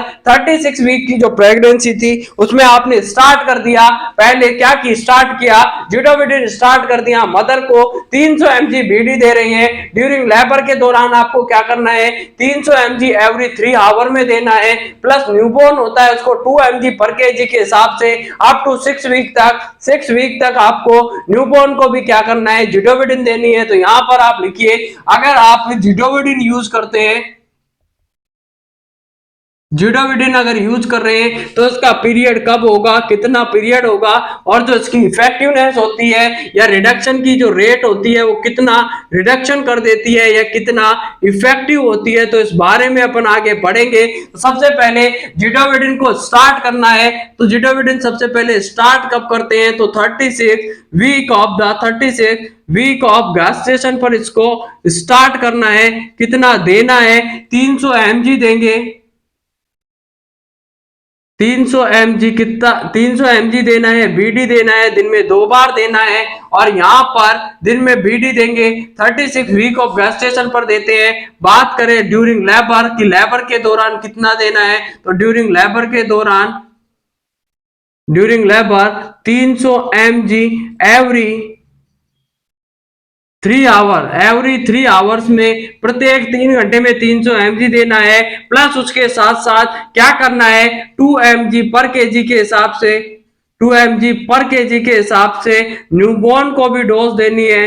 to newborn up to 6 week, जब तक बच्चा 6 वीक तक का होता है तो 6 वीक तक क्या करना है, 2 mg पर केजी के हिसाब से न्यूबॉर्न को भी 6 वीक तक यहाँ पर डोज देनी होती है। बात कर लिया अपन ने कि अगर जिडोविडिन आप दे रहे हैं तो जिडोविडिन के कैसे देंगे, जिडोविडिन को स्टार्ट करना है 36 वीक ऑफ गैस्ट्रेशन पर, बीडी देते हैं 300 mg। उसके बाद में जब लेबर होगा, लेबर के दौरान 300 mg इसको क्या देना है, 300 mg एवरी 3 आवर, 3 घंटे में, प्रत्येक 3 घंटे में क्या देनी है, 300 mg देनी है। तो प्लस 2 mg पर केजी के हिसाब से न्यूबॉर्न को 6 वीक तक देना है। बात करते हैं कि कितना परसेंट रिडक्शन या कितना परसेंट ये इफेक्टिवनेस होती है, तो 66% जो केस होता है ट्रांसफर का उसको रिड्यूस कर देती है। कि अगर आप किसी को जिडोविडिन देते हैं सही तरीके से तो 66% केस में वो HIV को ट्रांसफर नहीं होने देती है। सेकंड बात करते हैं जिडोविडिन के बाद में बात करेंगे नेवेरापाइन की।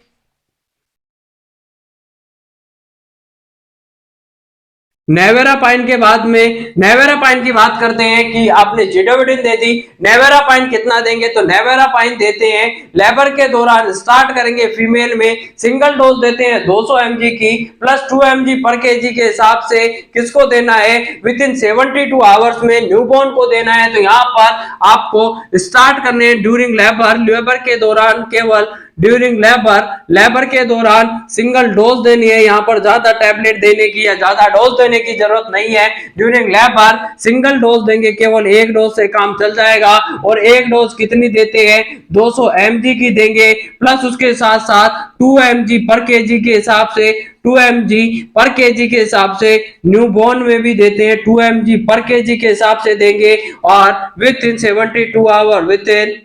72 आवर्स में बच्चे को जो न्यूबॉर्न पैदा हुआ है भाभी जी का नन्ना मुन्ना रसगुल्ला, उस नन्हे मुन्ने रसगुल्ले को भी 2 mg पर केजी के हिसाब से एक सिंगल डोज देनी होती है। तो एक इसमें सिंगल डोज देंगे, भाभी जी को 200 mg देंगे, प्लस 2 mg पर केजी के हिसाब से उसके नन्हे मुन्ने रसगुल्ले में सिंगल डोज दे देते हैं। तो ये इसका इफेक्टिवनेस होता है, तो 50% इसमें रिडक्शन देखने को मिलेगा। बात करते हैं LSCS की LHCS करवा दो, भाभी जी का आप ऑपरेशन करवा सकते हैं, LHCS करवा सकते हैं। तो LHCS का मतलब होता है लोअर सेगमेंट सिजेरियन सेक्शन। और यहाँ पर क्या देखने को मिलेगा LHCS में 2 वीक बिफोर EDD। तो यहाँ पर कब करवाना है LHCS? 2 week before EDD। EDD से 2 वीक पहले एक्सपेक्टेड डेट ऑफ डिलीवरी आपने निकालने का फॉर्मूला, नैगली फॉर्मूला देखा था उस दिन, यहाँ पर एंटीनेटल केयर पढ़ी थी उस दिन आपने पूरी तरीके से पढ़ा है। तो किस तरीके से EDD पढ़ा निकालते हैं वहां पर जाकर के आप वापस से वीडियो देख सकते हैं। बात करें कि कितना परसेंट इसका इफेक्टिवनेस होता है या रिडक्शन कर देती है, तो 50% केस में ये कम कर देती है इसके HIV के ट्रांसफर होने को, मदर से उसके बच्चे में जो ट्रांसफर होता है उसके HIV की रिस्क को 50% कम कर देगी। बात करते हैं इसके बाद में ऑक्यूपेशनल एक्सपोजर के बारे में और पोस्ट एक्सपोजर प्रोफाइलैक्सिस के बारे में। अगर आपने मान लिया कि आप यहाँ पर जल्दीबाजी में थे और आपको निडल प्रीक हो गई है, तो अब आपको घबराना नहीं है। अब जो होना था हो चुका है, निडल प्रीक होनी थी हो गई है। अब आपको किसी पे दूसरे पर इल्जाम नहीं लगाना है कि इसकी वजह से ऐसा हो गया। अब जो होना था वो हो चुका है, लेकिन आगे आपको गलती में उस गलती से सीख लेकर के आपको आगे बढ़ना है, आगे ऐसी गलतियां नहीं करनी है। लेकिन अब आपको निडल प्रीक हो चुकी है, आपको पोस्ट एक्सपोजर प्रोफाइलैक्सिस लेना है। तो किस तरीके से पोस्ट एक्सपोजर प्रोफाइलैक्सिस लेंगे, किसमें कितने परसेंट चांसेस होते हैं कि यहाँ पर आपको HIV होने की रिस्क होती है, किस तरीके से अगर HIV का इन्फेक्टेड ब्लड है वो अगर आपका फ्लोर पर गिर गया है तो उसको क्लीन किस तरीके से करना है, इन सभी के बारे में 1 बाय 1 करके अपन पढ़ने वाले हैं। तो वीडियो को मैक्सिमम अपने दोस्तों तक इस क्लास को शेयर कर दीजिए, बिना स्किप के वीडियो को पूरा देखना है, ताकि आने वाली जो अपकमिंग एग्जाम है उसमें आप जाकर के क्या कर सकते हैं, झंडे गाड़ सकते हैं। तो सबसे पहले सोचना है कि आप जो नर्सिंग प्रोफेशन में है या मेडिकल प्रोफेशन में है, तो आपको मानना है कि आप सभी क्या है वर्किंग हेल्थ वर्कर होते हैं। वो गेटिंग द रिस्क होती है उनमें इन्फेक्शन की ड्यूरिंग प्रोसीजर के दौरान। जब भी आप कोई प्रोसीजर करते हैं तो उस दौरान रिस्क होती है आप में कि आप क्या हो सकते हैं, इन्फेक्टेड हो सकते हैं। तो जब भी आप कोई प्रोसीजर करते हैं उस दौरान आपको PPE किट पहन के प्रोसीजर करना है। अगर मान लीजिए कोई HIV इन्फेक्टेड पर्सन है तो आपको क्या करना है, पूरी तरीके से सिक्योरिटी आपकी यूज करनी है, पूरी तरीके से PPE पहनना है, पर्सनल प्रोटेक्टिव इक्विपमेंट किट आती है उसको पहनना है। तो उसमें कौन कौन से किट में कौन कौन सा आता है, क्या क्या आता है, तो सबसे पहले यहाँ पर बहुत सारी चीजें आती है। उसमें ग्लव्स आता है, लेकिन ग्लव्स को पहनना है सबसे लास्ट में पहनना है। बात करते हैं रिमूव करने की, तो सबसे पहले रिमूव करना है किसको करना है, तो ग्लव को करना है। यहाँ पर बात करेंगे कौन कौन से आइटम पहनने हैं आपको, तो गाउन पहनना है, मास्क पहनना है, गूगल्स लगानी है, हेड गियर लगाना है, भाई कैप लगानी है, शू कवर पहनने हैं, और लास्ट में क्या करना है, आपको ग्लव्स पहनना है जो कि क्लीन रहने चाहिए। लास्ट में जब भी आप प्रोसीजर करने जाए उसके बाद में अपन बात करेंगे कि जो हेल्थ वर्कर होता है वो आपको क्या करना है। जो भी पर्सन होता है एवरी पर्सन इन्फेक्टेड पर्सन मानना है, अगर से नहीं मानना है कि जब भी आप अगर आपको लगता है कि इसका ब्लड के कांटेक्ट में या किसी के कांटेक्ट में आए तो आपको एडमिटेड है हॉस्पिटल में, उन सभी पर्सन को क्या करना है, मानना है कि वो क्या है, इन्फेक्टेड पर्सन है। तो यूनिवर्सल प्रिकॉशंस अप्लाई करने हैं। वायबल फ्लूइड के कांटेक्ट में जब भी आप जाते हैं तो यूनिवर्सल जो प्रिकॉशंस होती है उनको अप्लाई करना है अपने ऊपर, किस तरीके से आप उनसे प्रिवेंशन कर सकते हैं या किस तरीके से बीमारी है डिजीज है उसको आगे फैलने से रोक सकते हैं। इन सभी के बारे में आपको क्या करना है वो करना है। बात करते हैं अब यहां से क्वेश्चन अब आएगा, क्वेश्चन आपने पढ़ा उसमें से कुछ नहीं आएगा, यहां से क्वेश्चन आने वाला है कि यहां पर आप 5 स्टार मार्क लगा करके क्वेश्चन नोट कर लीजिए। अगर किसी पर्सन पे अगर कोई फ्लोर पर HIV इन्फेक्टेड पर्सन का ब्लड है वो गिर गया है, तो फ्लोर की जो क्लीननेस होती है वो किससे करोगे, तो आपको यहां से बेस्ट क्वेश्चन है कि HIV के केस में बेस्ट डिसइंफेक्टेंट कौन सा होता है, तो बात करनी है best disinfectant in case of HIV, अगर HIV मान लीजिए HIV का अगर कोई केस है तो उसका बेस्ट डिसइंफेक्टेंट कौन सा होगा, जिससे कि डिसइंफेक्टेंट का मतलब होता है कि आपको डिसइंफेक्शन करना है, इन्फेक्शन को क्या करना है, रिमूव करना है, भगाना है, उसके माइक्रो ऑर्गेनिज्म को मारना है। तो उसके लिए जो प्रोसीजर यूज की जाती है डिसइंफेक्शन के लिए, उन्हें या जो केमिकल्स यूज किए जाते हैं उन्हें नाम दिया जाता है डिसइंफेक्टेंट के नाम से जानते हैं। तो डिसइंफेक्शन एंड डिसइंफेक्टेंट दोनों अलग अलग होते हैं। डिसइंफेक्शन होता है वो एक प्रोसीजर होती है जो माइक्रोब्स को किल करने की होती है। बात करें डिसइंफेक्टेंट तो उसमें डिसइंफेक्शन के लिए जो भी आपके मटेरियल यूज किया जाता है, जो केमिकल्स या फ्यूमिगेशन यूज करते हैं, उसे नाम दिया जाता है डिसइंफेक्टेंट के नाम से जानेंगे। तो बेस्ट HIV के केस में जो बेस्ट होता है, तो best disinfectant in case of HIV, HBV, hepatitis B virus and HCV, in case में कौन सा सबसे बेस्ट होगा? तो यहाँ पर जो सोडियम हाइपोक्लोराइट होता है, यहाँ पर स्टार मार्क लगाकर क्वेश्चन नोट कर लो, 5 स्टार दे सकते हैं आप इस आंसर को कि यहाँ पर जो सोडियम हाइपोक्लोराइट सोडियम हाइपोक्लोराइट होता है वो बेस्ट सॉल्यूशन होता है फॉर डिसइंफेक्टेंट और case of the HIV, HBV, HCV के केस में जो बेस्ट डिसइंफेक्टेंट होता है वो कौन सा होगा? तो सोडियम हाइपोक्लोराइट होता है बेस्ट डिसइंफेक्टेंट होता है, बेस्ट डिसइंफेक्टेंट बेस्ट डिसइंफेक्टेंट होता है HIV, HBV, HCV के केस में। बेस्ट डिसइंफेक्टेंट की बात करेंगे तो यहाँ पर हमेशा सोडियम हाइपोक्लोराइट आएगा। अब इसकी जो परसेंटेज आती है वो कौन कौन सी आती है? 1% आएगा, 5% आएगा और 10% में ये देखने को मिलता है कंसंट्रेशन में। तो 1%, 5%, 10% इसकी सॉल्यूशन की कंसंट्रेशन आती है। बात करें सबसे ज्यादा जो बेस्ट होता है तो यहाँ पर 10%, 5% और 1% आ जाए तो 10% सबसे बेस्ट होता है। तो यहाँ पर आने वाली हर कोई कॉम्पिटेटिव एग्जाम में यहाँ से क्वेश्चन आता है कि HIV, HBV, HCV के लिए जो बेस्ट डिसइंफेक्टेंट होता है वो कौन सा होगा? तो सोडियम हाइपोक्लोराइट होता है, वो क्या होता है? बेस्ट डिसइंफेक्टेंट है। इसका जो सॉल्यूशन आता है उसमें कंसंट्रेशन 1%, 5% और 10% इसकी कंसंट्रेशन देखने को मिलेगी। अब इसके अलावा भी आप कोई और भी आप यूज कर सकते हैं, लेकिन बेस्ट की बात करेंगे तो सोडियम हाइपोक्लोराइट जाएगा।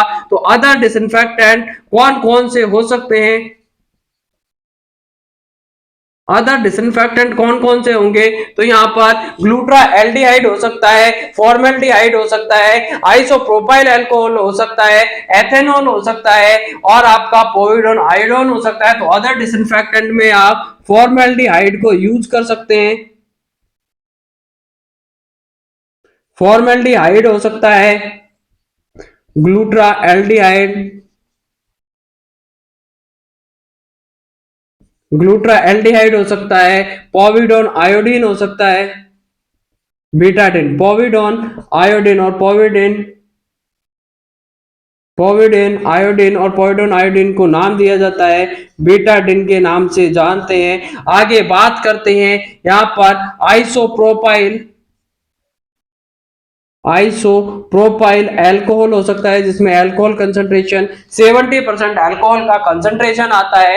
आइसोप्रोपाइल, फॉर्मल्डिहाइड, पोविडोन आयोडीन या बीटाडिन हो सकता है, आइसोप्रोपाइल अल्कोहल हो सकता है और क्या हो सकती है यहाँ पर एथेनॉल हो सकते हैं। तो ये सभी भी कारगर साबित होते हैं, लेकिन एथेनॉल होगा। लेकिन सबसे बेस्ट की बात पूछेंगे तो सबसे बेस्ट में क्या देना है आंसर आपको? सोडियम हाइपोक्लोराइट, और यहीं से मैक्सिमम क्वेश्चन पूछा जाता है कि बेस्ट कौन सा है, तो सोडियम हाइपोक्लोराइट होता है, बेस्ट होता है। उसमें भी 10% आपको मेनली आंसर देना है। बात करें अदर डिसइंफेक्टेंट जो कि यूज किए जाते हैं HIV, HBV, HCV के केस में, फॉर्मल्डिहाइड हो सकता है, ग्लूट्रा एल्डिहाइड, पोविडोन आयोडीन, बीटाडिन हो सकती है, आइसोप्रोपाइल अल्कोहल, एथेनॉल हो सकता है, लेकिन नॉट इफेक्टिव। वो ऐसे कौन कौन से हैं जो कि इफेक्टिव नहीं होते हैं? HIV, HBV, HCV के केस में कौन कौन से ऐसे डिसइंफेक्टेंट होते हैं? बाद में सबसे पहले आएगा डेटॉल, डेटॉल हो तो यहाँ पर इफेक्टिव नहीं है। लाइजोल भी यहाँ पर इफेक्टिव नहीं है। तीसरे नंबर पे सेवलोन आता है, तो सेवलोन सेवलोन भी यहाँ पर इफेक्टिव नहीं होता है। तो बात कर ली है अपन ने कौन से इफेक्टिव है कौन से इफेक्टिव नहीं है। एक बार और क्विक रिवीजन हो जाए जल्दी से। अगर बेस्ट की बात पूछी जाती है एचआईवी एचबीवी के केस में कि बेस्ट डिसइंफेक्टेंट कौन सा होता है, तो यहाँ पर सोडियम हाइपोक्लोराइड आंसर देना है। इसकी कंसंट्रेशन होती है 1%, 5%, 10% होगा। बेस्ट 10% सबसे ज्यादा इफेक्टिव होगा। बात करते हैं अदर डिसइंफेक्टेंट जो कि एचआईवी एचबीवी एचसीवी के केस में इफेक्टिव होते हैं। फॉर्मल्डिहाइड, ग्लूटाल्डिहाइड, पोविडोन, आयोडीन, एथानॉल और आइसोप्रोपाइल एल्कोहल। लेकिन जो इफेक्टिव नहीं होते हैं डेटॉल हुआ, लाइजोल हुआ और सेवलोन हुआ, ये इफेक्टिव नहीं होते हैं। इसके बाद में बात करते हैं यहाँ पर कि इन केस ऑफ द स्पेल, तो आपको अगर मान लीजिए अब ये आपने पढ़ लिया है कि आपको सोडियम हाइपोक्लोराइड है, लेकिन अब आपको बात करते हैं कि सोडियम हाइपोक्लोराइड या spill of the blood of the HIV infected person, HIV infected person का अगर ब्लड है वो स्पिल कर गया, मान लीजिए ये एचआईवी इन्फेक्टेड पर्सन का ब्लड था और ये ब्लड है किसका है, एचआईवी पॉजिटिव पर्सन है, उसका ब्लड ये फ्लोर पर यहाँ पर आपने फैला दिया है। मान लीजिए आप सैंपलिंग कर रहे थे, उस दौरान आपसे वाइल्ड थी वो हाथ से छिटक करके नीचे गिर गई है और यहाँ पर फ्लोर पर क्या हो गया है, एचआईवी पॉजिटिव पर्सन का ब्लड था वो फ्लोर पर गिर गया है। अब सबसे पहले आप क्या करोगे, क्या उठा करके पोंछा खुद ही आप साफ कर दोगे? ऐसा नहीं करना है मेरे दोस्तों। इसके ऊपर सबसे पहले तो क्या करना है, ये फ्लोर पर ब्लड गिरा तो यहाँ पर इसको सर्किल मार कर दो कि यहाँ पर ब्लड गिरा हुआ है। उसके बाद में क्या करना है, इस पर सोडियम हाइपोक्लोराइड का सॉल्यूशन डालना है 1%, 5%, 10% जो भी आपके पास अवेलेबल है। अगर 10% अवेलेबल है तो मेनली आप 10% डालिए। उसके बाद में इसको क्या करना है, पहुंचना नहीं है 30 मिनट तक, इसको क्या कर देना है, इसके ऊपर क्या करना है, वाइप ऑफ नहीं करना है इसको। अभी इसको क्या करना है, इसके ऊपर क्या डाल दो आप, कोई किसी तरीके का क्लॉथ या कपड़ा डालना है। उसके 30 मिनट बाद में इफेक्टिवनेस होगा इसका, अच्छी तरीके से क्लीनिंग हो जाएगी, डिस्ट्रॉय हो जाएगा एचआईवी। उसके बाद 30 मिनट बाद में इसको क्या करना है, वाइप ऑफ करना होता है। ऑक्यूपेशनल की रिस्क के बारे में बात कर रहे थे, तो वेरी लो रिस्क होती है एचआईवी की कल भी अपन ने जो एक्सपोजर रिस्क के बारे में पढ़ा था, एक्सपोजर रिस्क के बारे में कल भी अपन ने पढ़ा था। एक बार वापस से मैं आपको बता देता हूं कि एक्सपोजर की जो रिस्क होती है एचआईवी की कितनी परसेंट होती है, केवल 0.3% रिस्क होगी। 300 से 1 में देखने को मिलेगा। 300 अगर पर्सन है तो केवल 1 में एचआईवी की रिस्क होती है, एक्सपोजर रिस्क 0.3% होती है। बात करें हेपेटाइटिस बी की, तो हेपेटाइटिस बी की सबसे ज्यादा देखने को मिलती है। हेपेटाइटिस बी वायरस की जो एचबीवी होता है सबसे ज्यादा देखने को मिलेगी, 30% रिस्क होती है। तो 30 में से 100 में से 30% को ये क्या हो सकता है, एचआईवी हेपेटाइटिस बी हो सकता है। बात करें एचसीवी की जो रिस्क होती है एक्सपोजर, तो एक्सपोजर रिस्क एचसीवी की केवल 30 से 5% होती है। तो सबसे ज्यादा क्या देखने को मिलता है, 100 में से 3 से 5 लोगों को हो सकती है। तो सबसे ज्यादा जो रिस्क होती है किसमें देखने को मिलती है, सबसे ज्यादा रिस्क होती है हेपेटाइटिस बी की होती है, 30% होगी। एचआईवी की केवल 0.3% होती है, 300 में से केवल 1% को रिस्क होती है। हेपेटाइटिस सी की जो रिस्क होती है 3 to 5% होगा, 100 में से केवल 3 से 5 लोगों को देखने को मिल सकती है। इसके बाद में पढ़ेंगे अपन कि ऑक्यूपेशनल एक्सपोजर कैसे हो सकता है, किसके द्वारा हो सकता है, या किस तरीके से ऑक्यूपेशनल एक्सपोजर से आप ग्रसित हो सकते हैं, किस तरीके से आपका ऑक्यूपेशनल एक्सपोजर हो सकता है। तो इसके लिए आपको याद रखना है कि ऑक्यूपेशनल एक्सपोजर आपका किसके द्वारा हो सकता है। तो यहाँ पर आप मान लीजिए, यहाँ पर आप किसी की ब्लड सैंपलिंग कर रहे थे, उस दौरान आपने निडल को क्या नहीं किया है सही से, यहाँ पर जल्दीबाजी के चक्कर में आपने क्या कर दिया, निडल को क्या करवा लिया है, प्रिक करवा लिया है। तो यहाँ पर एग्जाम में क्वेश्चन आता है कि आपको क्या निडल को क्या करना है, वहां पर रिकैप करनी होती है क्या। तो यहाँ पर आंसर जाएगा कि निडल को जब भी आप किसी में यूज करते हैं, जब भी आप ब्लड सैंपलिंग करते हैं, तो इन्फेक्टेड जो निडल होती है उसको रिकैपिंग नहीं करना होता है, उसको डायरेक्ट क्या करते हैं, वहां पर उसका डिस्ट्रक्शन करते हैं। जो निडल डिस्ट्रॉयर आता है उसमें डायरेक्ट जाकर के क्या कर देना है, उसको आपको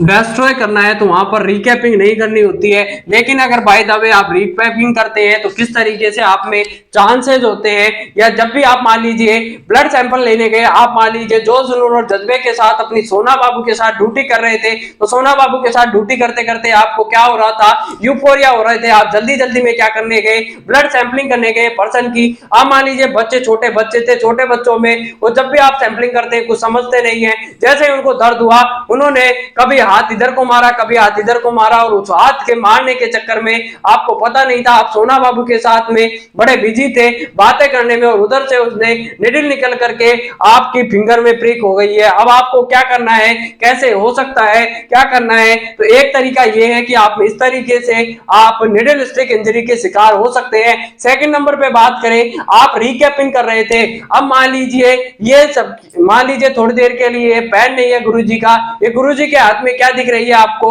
एक सिरिंज दिख रही है। सिरिंज में आगे क्या जुड़ा होता है, अटैचमेंट होता है उसके हब से, तो हब से क्या जुड़ी होती है, वहां पर निडल होती है। तो निडल में क्या देखने को मिलेगा, अब ये यहां से निडल है, निडल को आपको जब भी आप ओपन करते हैं तो निडल के ऊपर एक कैप होती है, आपने उस कैप को हटाना होता है। जब भी आप सैंपलिंग करते हैं तो आपने इस कैप को हटा दिया है, लेकिन उसके बाद जब आप सैंपलिंग करोगे तो सैंपलिंग के दौरान क्या करते हैं, इसको वापस से रिकैप नहीं करना होता है। लेकिन आप सोना बाबू के चक्कर में पागल थे, यहाँ पर यूफोरिया की कंडीशन में चल रहे थे दोनों, आपने क्या किया, जल्दी से उठा करके जादूगर मैजिकल माइकन की तरह यहाँ पर क्या करने की कोशिश करी, यहाँ पर आपने बोला कि मैं देखिए किस तरीके से आंखें बंद करके भी क्या कर सकता हूँ, यहाँ पर रीकैपिंग कर सकता हूँ। तो ऐसे मेरे दोस्तों, मेरे प्यारे स्टूडेंटों, आपको कुछ ऐसा नहीं करना है अपनी सोना बाबू के साथ मिलकर के। तो यहाँ पर क्या करना है, रिकैपिंग नहीं करनी है। लेकिन अगर आप रिकैपिंग करते हैं, किस तरीके से करना है, अगर आपको रिकैपिंग, पहला तो है एग्जाम में क्वेश्चन आएगा कि रिकैपिंग करनी है या नहीं करनी है,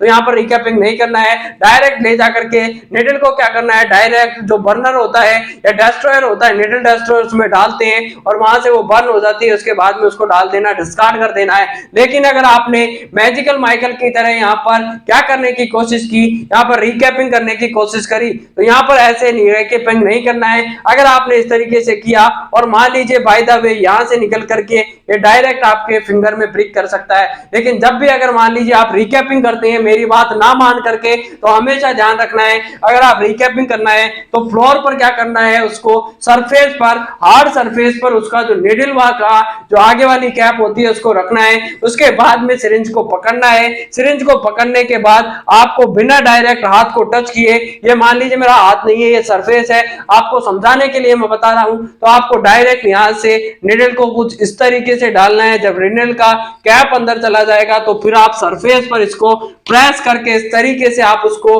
रिकैपिंग कर सकते हैं। लेकिन रिकैपिंग होती है वो नहीं करनी है। लेकिन आप मेरी बात ना मान करके कुछ इस तरीके से रिकैपिंग करने लग जाते हैं, तो रिकैपिंग करनी है तो आपको इस तरीके से, आपके सेफ्टी के लिए इस तरीके से करना है, डायरेक्टली मैजिकल माइकल की तरह यहाँ पर डायरेक्टली आपको आंखें बंद करके रिकैपिंग नहीं करनी है, तो क्योंकि आप इसमें आ सकते हो, लपेटे में आ सकते हो। सेकंड बात करते हैं कि किस तरीके से हो सकता है यहाँ पर पोस्ट ऑक्यूपेशनल एक्सपोजर, और किस तरीके से हो सकता है, तो यहाँ पर स्प्लैश हो जाए ब्लड का डायरेक्टली इनटू आपके, अगर मान लीजिए आप क्या कर रहे थे, किसी ओटी में काम कर रहे थे, ऑपरेशन थिएटर में काम कर रहे थे, वहां से जैसे ही डॉक्टर ने, भाई साहब उसका कार्डियोलॉजिस्ट ने उसका क्या कर दिया है, यहाँ पर हार्ट में क्या लगा दिया, यहाँ पर चीरा लगा दिया उसके हार्ट में, डायरेक्ट तुरंत यहाँ से क्या निकली, खून की नदियां बहना स्टार्ट हुई, और खून की इतनी सारी धाराएं निकल के आपके डायरेक्ट आईज में, नोज में या आपके माउथ में चली जाती है। तो डायरेक्ट स्प्लैश हो जाता है ब्लड का आपके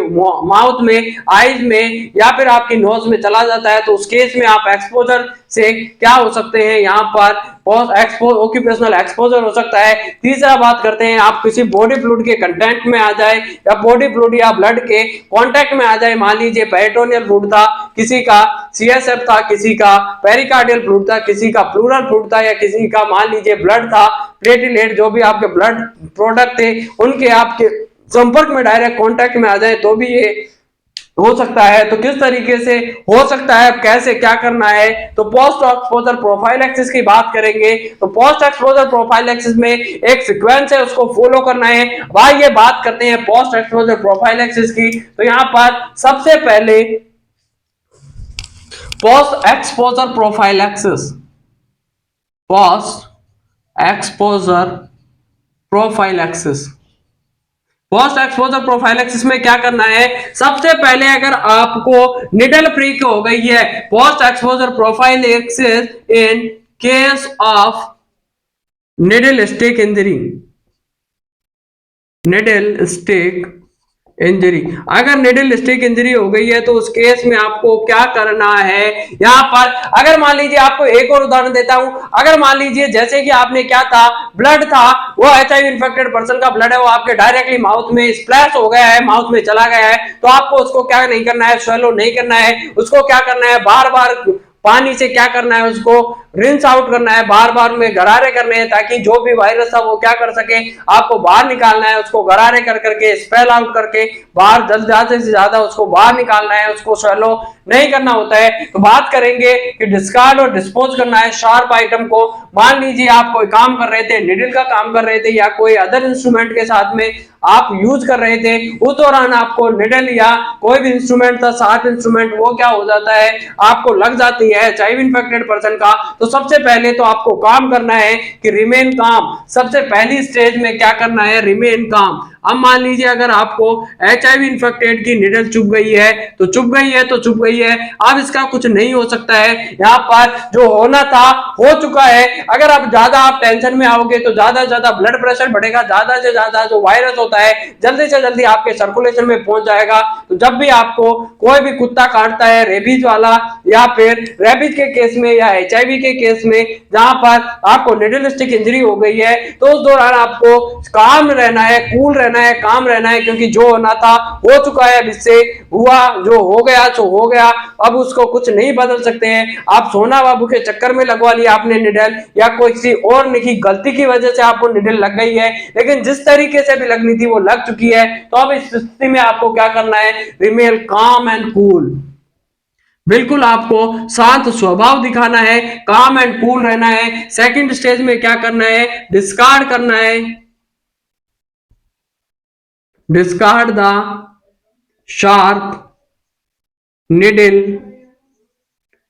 शार्प निडल या जो इंस्ट्रूमेंट था उसको क्या करना है, डिस्कार्ड करना है बाई हर सेल्फ और हिमसेल्फ, हर सेल्फ और हिमसेल्फ, जिसको भी पर्सन को क्या लगी है, मान लीजिए सोना को लगा है तो उसी सोना को, ये नहीं कि मेरी सोना को क्या हो गया है कि यहाँ पर कोई निडल प्रिक हो गए तो मैं जा करके उसको जल्दी से यहाँ पर क्या कर दूं, वहां पर उसको स्क्वीज नहीं करना है। तो सबसे पहला रिमेन काम एंड कूल रहना है। दूसरा काम करना है कि जो भी आपको शार्प निडल या इंस्ट्रूमेंट चुभा है या इंस्ट्रूमेंट से इंजरी हुई है तो उसको क्या करना है, डिस्कार्ड करना है प्रॉपरली, ताकि वो नहीं कि अभी मेरे लग गया थोड़ी देर बाद में किसी और को लग जाए, तो उसी के द्वारा जिसको निडल स्टिक इंजरी या इंस्ट्रूमेंट से कोई इंजरी हुई है या एक्सपोजर हुआ है तो उसी को क्या करना है, यहाँ पर डिस्कार्ड कर देना है। बात करते हैं थर्ड स्टेज में क्या करना है, तो फर्स्ट एड का मैनेजमेंट यूज करना है। फर्स्ट एड मैनेजमेंट में आप सबसे पहले थर्ड स्टेज में क्या करोगे, तो फर्स्ट एड मैनेजमेंट। अब आपको क्या करना है, फर्स्ट एड मैनेजमेंट का यूज करना है। फर्स्ट एज मैनेजमेंट में क्या करोगे, तो फर्स्ट एज मैनेजमेंट में आप ज्यादा क्या करना है, ये नहीं करना है कि सोना अगर बाबू को क्या लग गई है, निडल लग गई है, तो आपने जा करके सोना की उंगली को उठा करके अपने मुंह में ले लिया है या उसको दबा करके बाहर निकालने की कोशिश नहीं करनी है, स्क्वीज नहीं करना है। तो क्या नहीं करना है, सबसे पहले वो सुन लीजिए, क्योंकि आप जल्दीबाजी में क्या कर देते हैं, गलतियां कर बैठते हैं। तो सबसे पहले क्या करना है वो बाद की बात है, लेकिन क्या नहीं करना है ये सबसे ज्यादा इंपॉर्टेंट हो जाता है ऐसी सिचुएशंस में जब आप फंस जाते हैं कि क्या करना है क्या नहीं करना है। उसमें से भी बेस्ट होता है कि क्या नहीं करना है, क्योंकि करना है वो 2 मिनट बाद करोगे तो भी चल जाएगा, लेकिन जो नहीं करना था वो अगर कर दिया तो वहां पर सबसे बड़ी गड़बड़ी देखने को मिल सकती है। तो सबसे पहले क्या नहीं करना है, तो सबसे पहले क्या नहीं करना,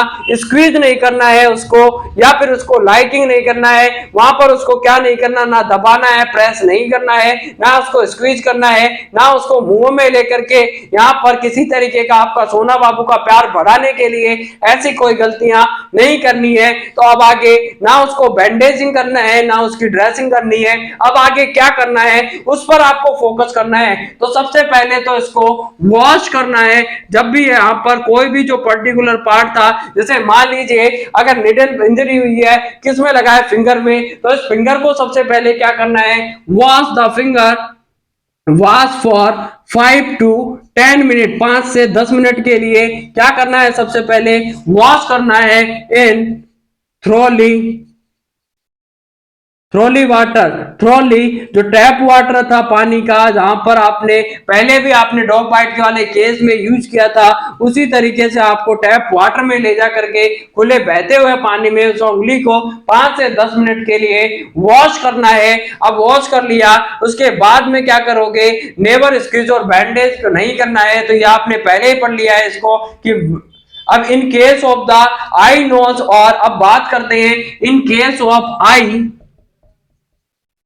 in case of eye, nose and mouth eye और नोज के केस में अगर एचआईवी पॉजिटिव पर्सन का ब्लड है वो आपके माउथ में, नोज में और किसमें चला गया है, आई में चला गया है, तो यहाँ पर क्या करना है, रिंस करना है, उसको बार बार कुल्ले करने हैं या उसको इरिगेट करना है। तो यहाँ पर in case of the eye, nose and mouth क्या करना है, उसको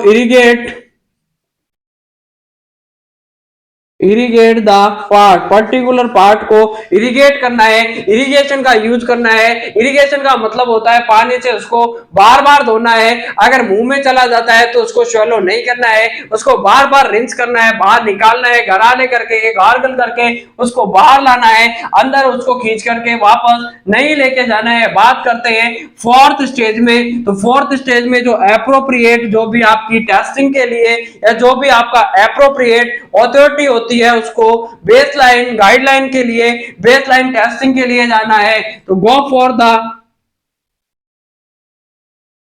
गो फॉर बेसलाइन टेस्टिंग के लिए जाना है कि अब देखना है कि एचआईवी पॉजिटिव पर्सन था, हेपेटाइटिस बी था, सी था, उन सबकी आपको जांच करानी है। तो go for bed side testing के लिए जाना है एंड कॉल करना है, and call the appropriate authority को आपको बता देना है। एप्रोप्रिएट अथॉरिटी, जो एप्रोप्रिएट अथॉरिटी होती है निडल स्ट्रेक इंजरी वाले या जो भी केस होता है, जो से पर्टिकुलर केस वालों को पहले कॉल करना है एप्रोप्रिएट अथॉरिटी को, उसके बाद में बेसलाइन टेस्टिंग के लिए आपको जाना है। और आपकी बेसलाइन जो टेस्टिंग होती है हेपेटाइटिस बी, एचसीवी, बीवी की, इनका क्या करवाना है, एचआईवी की इनकी टेस्टिंग करवानी है। जाकर के आपको फिफ्थ स्टेज में क्या करना है, फिफ्थ स्टेज में पोस्ट एक्सपोजर प्रोफाइलैक्सिस स्टार्ट करना है। फिफ्थ स्टेज में post exposure prophylaxis start for 28 days. 28 days के लिए आपको क्या करना है, उसके बाद में पोस्ट एक्सपोजर प्रोफाइलैक्सिस स्टार्ट करना है। 28 डेज के लिए इट शुड बी स्टार्ट करना है। अब आप इसको कब पोस्ट एक्सपोजर प्रोफाइलैक्सिस को स्टार्ट कब करना है, तो पोस्ट एक्सपोजर प्रोफाइलैक्सिस को विद इन 2 आवर्स में स्टार्ट करना है। लेकिन मोर देन 72 आवर से ज्यादा हो गया तो इसका इफेक्ट नहीं आने वाला है। तो post exposure prophylaxis start for 28 days के लिए पोस्ट एक्सपोजर प्रोफाइलैक्सिस स्टार्ट करना है। इट इज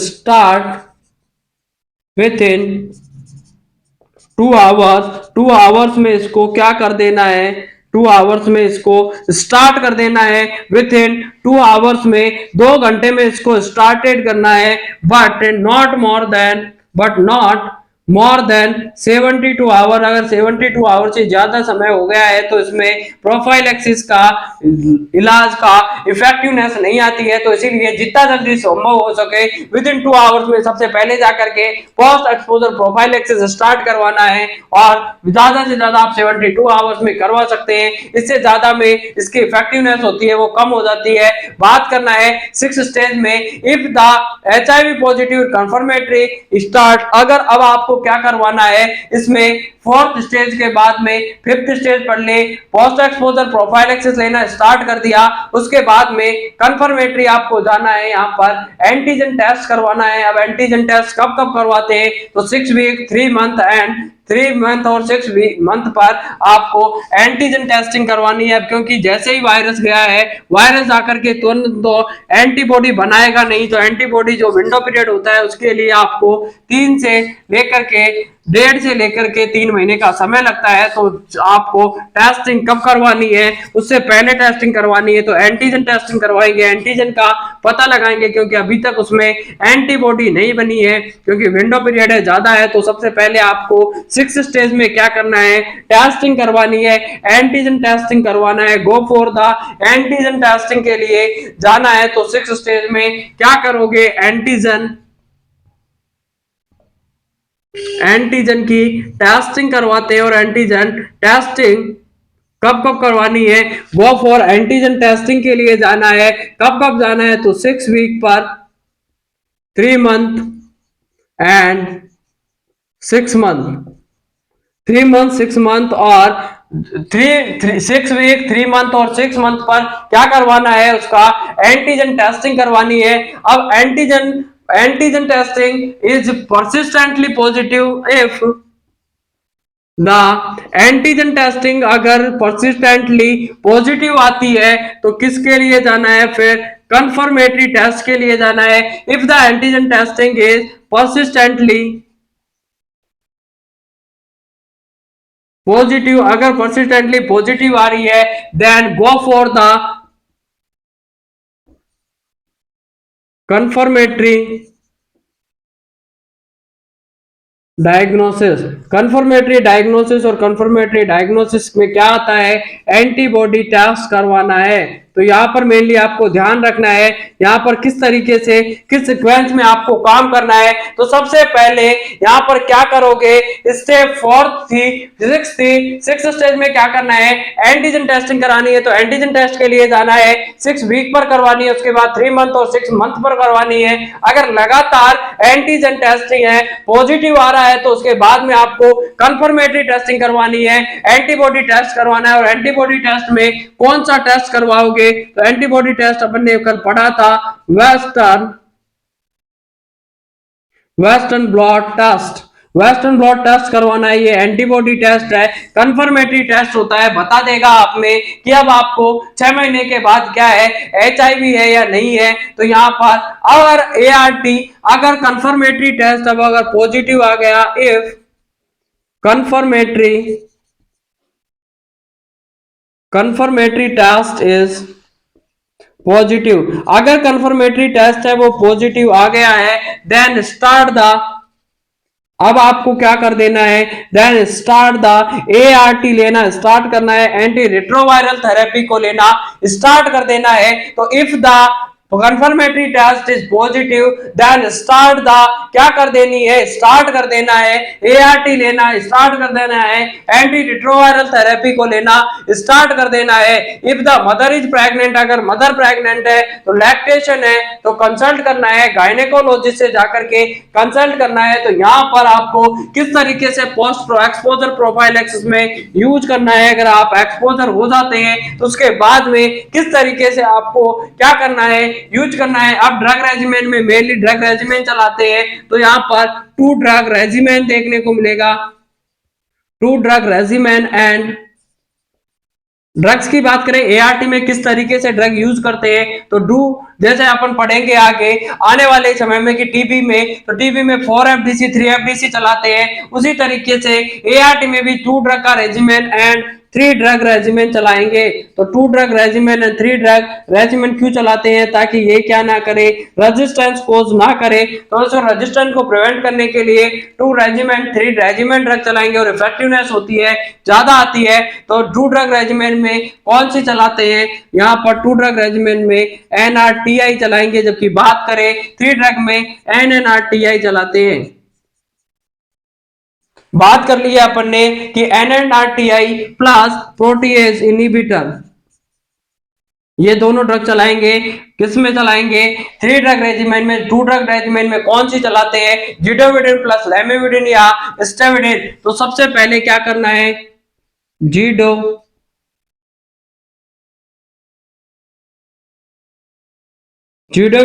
और जिडोविडिन के साथ में आप लिमोविडिन चला सकते हैं और स्टेविडिन चला सकते हैं। तो लैमिविडिन चलाओगे या तो जिडोविडिन, तो आपको दोनों केस में चलानी है। तो इसके साथ में जिडोविडिन के साथ में आप एक्स्ट्रा या तो लैमिविडिन चला सकते हैं या फिर स्टेविडिन चला सकते हैं।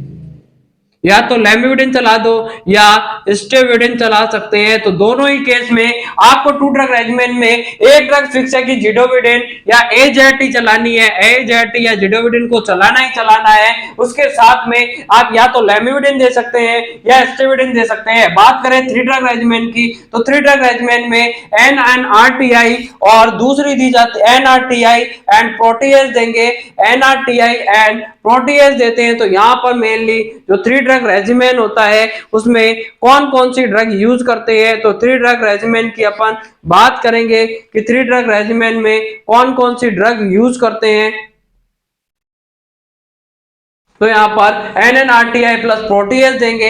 एनएनआरटीआई में लोपिनावेर, रिफानोवेर एंड नेल्फिनावेर। तो कौन कौन सी ड्रग दे सकते हैं? रोटिना विर देंगे, लोपिना विर देंगे, रिफानोविर देंगे। तो कौन कौन सी विर लगाना है? लोपिनावेर, रिफानोवेर, नेल्फिनावेर। रोपिनावेर सेकंड नंबर पे देते हैं, नेल्फिनावेर दे सकते हैं। और थर्ड नंबर पे जो ड्रग देते हैं, तीसरा कॉम्बिनेशन होता है इसका, वो देंगे यहाँ पर रिफानोविर देंगे।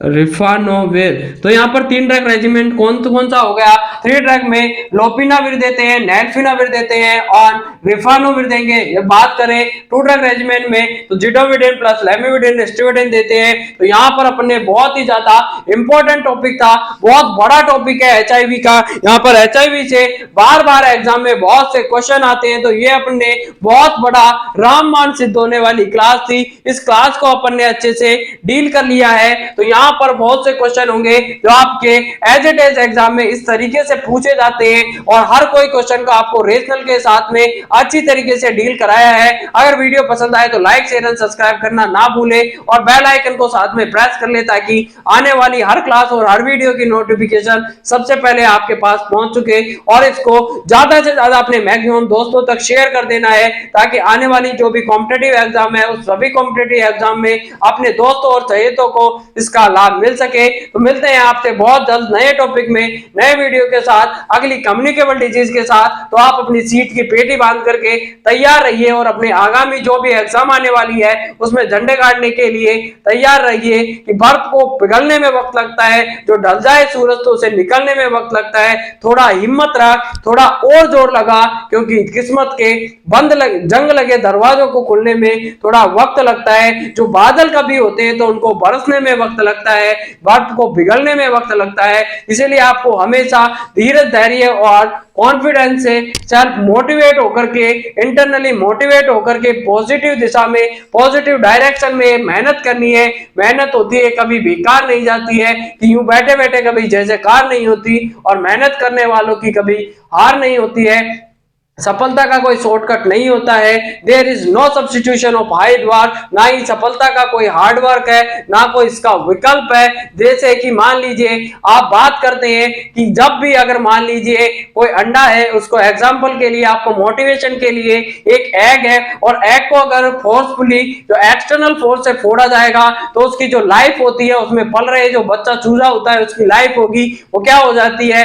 डिस्ट्रॉय हो जाती है। लेकिन एग है वो अगर इंटरनली फोर्स से ब्रेकन डाउन होता है तो उसमें से लाइफ होती है, उसकी नए बॉर्न की या न्यूबॉर्न की लाइफ होती है, स्टार्ट हो जाती है। तो जब भी, इसीलिए जब भी आपको एक्सटर्नली मोटिवेट करते हैं थोड़ा समय के लिए होता है, लेकिन जब आप अंदर से इंटरनली मोटिवेट होते हैं तो फोर्सफुली जो इंटरनल मोटिवेशन होगा वो जाकर के बहुत ज्यादा आप में बदलाव ला सकता है। तो हमेशा आपको इंटरनल अपने अंदर से, दिल से आवाज लगा करके एक बार अपने आप की सुननी है, अपने दिल की सुननी सुननी है और इस दिल की सुन करके आपको अच्छी तरीके से मेहनत करनी है।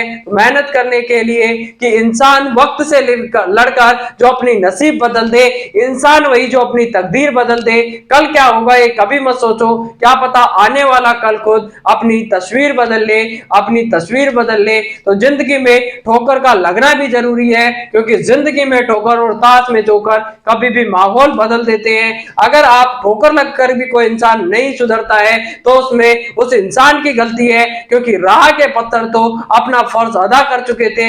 इसीलिए अगर आपको कभी ठोकर लगती है जिंदगी में तो उससे आपको निराश नहीं होना है। ठोकर लगी है तो इसका मतलब है आपको कुछ एहसास हुआ, कुछ आपको आगे बढ़ने के लिए प्रेरित किया गया है। तो जब भी आपको किसी तरीके की परेशानी या समस्या आती है तो आपको निराश नहीं होना है, हताश नहीं होना है, उससे प्रेरणा लेकर के उसको क्या करना है, आगे बढ़ना है। क्योंकि जो गुरु होता है वो सिखा करके इम्तिहान लेता है, लेकिन जिंदगी होती है वो इम्तिहान लेकर के आपको सिखाती है। इसीलिए जब भी आपको जिंदगी में कुछ इस तरीके के मौके आते हैं तो आपको निराश नहीं होना है। आपको बेकायदा आपको लगन से अपने परिपक्वता के साथ में स्टडी करते जाना है, क्योंकि जो रिकॉर्ड वही तोड़ते हैं जिनकी रगों में खून नहीं बल्कि लक्ष्य पाने के लिए जुनून दौड़ता है। और आपकी रगों में वो उबाल है, वो खून में उबाल है आपको लक्ष्य को पाने के लिए। तो आपको नर्सिंग ऑफिसर बनना है। नर्सिंग ऑफिसर बन करके 80,000 से 1 लाख रुपए की सैलरी उठानी है। जो ख्वाब पहले दिन देखा था उसी ख्वाब को पूरा करने के लिए आपको जी जान लगा करके जी तोड़ मेहनत करनी है। और आने वाले जो भी आपके आस पड़ोसी या रिश्तेदार है उनको करारा जवाब देना है कि आप पहले भी विजेता थे, अब भी विजेता है और आने वाले समय में भी विजेता बन करके उभरोगे। तो आपको हमेशा हंसते रहिए, खुश रहिए, मस्त रहिए कि यहाँ पर आपको कभी भी निराश नहीं होना है। तो यहाँ पर आपके लिए कुछ मोटिवेशनल बहुत है या कुछ और हो जाए, आप कहोगे कि आखिर कब तक, तो जब तक आपकी क्लासें चलती है, जब तक अजान, जब तक अजान, जब तक अजान आपका मोटिवेशन चलता रहेगा। आपको बाहर से इंटरनल मोटिवेशन आपको अंदर से लाना है। बाहर से मैं आपको मोटिवेट करके आपकी जो अंदर है उसको बूस्ट अप का काम करता रहूंगा, लेकिन आपको इसके साथ साथ अंदर से साथ में पढ़ाई करके कॉन्फिडेंस लाना है। जब कॉन्फिडेंस लाओगे, जब भी एग्जाम में कॉन्फिडेंस के साथ आप बैठोगे तो वहां पे आपके क्वेश्चन होने की जो प्रायोरिटी होती है नेगेटिव मार्किंग की, वो अपने आप कम होती चली जाती है और जो क्वेश्चन होते हैं अपने आप राइट होते चले जाते हैं। तो यहाँ पर आपको इंटरनली मोटिवेट होकर के अच्छी तरीके से सेल्फ कॉन्फिडेंस लाना है, अंदर से एक विश्वास, आत्मविश्वास जगाना है कि आई कैन डू इट, मैं ये कर सकता हूं। मैं जाकर के एग्जाम में फाइट करके यहाँ पर आपका और अपने परिवार का आपको नाम रोशन करना है। इसी के साथ मैं अपनी वाणी को विराम देता हूं और मिलते हैं आपसे बहुत जल्द नए टॉपिक में, नए वीडियो के साथ। तब तक के लिए जय हिंद, जय भारत।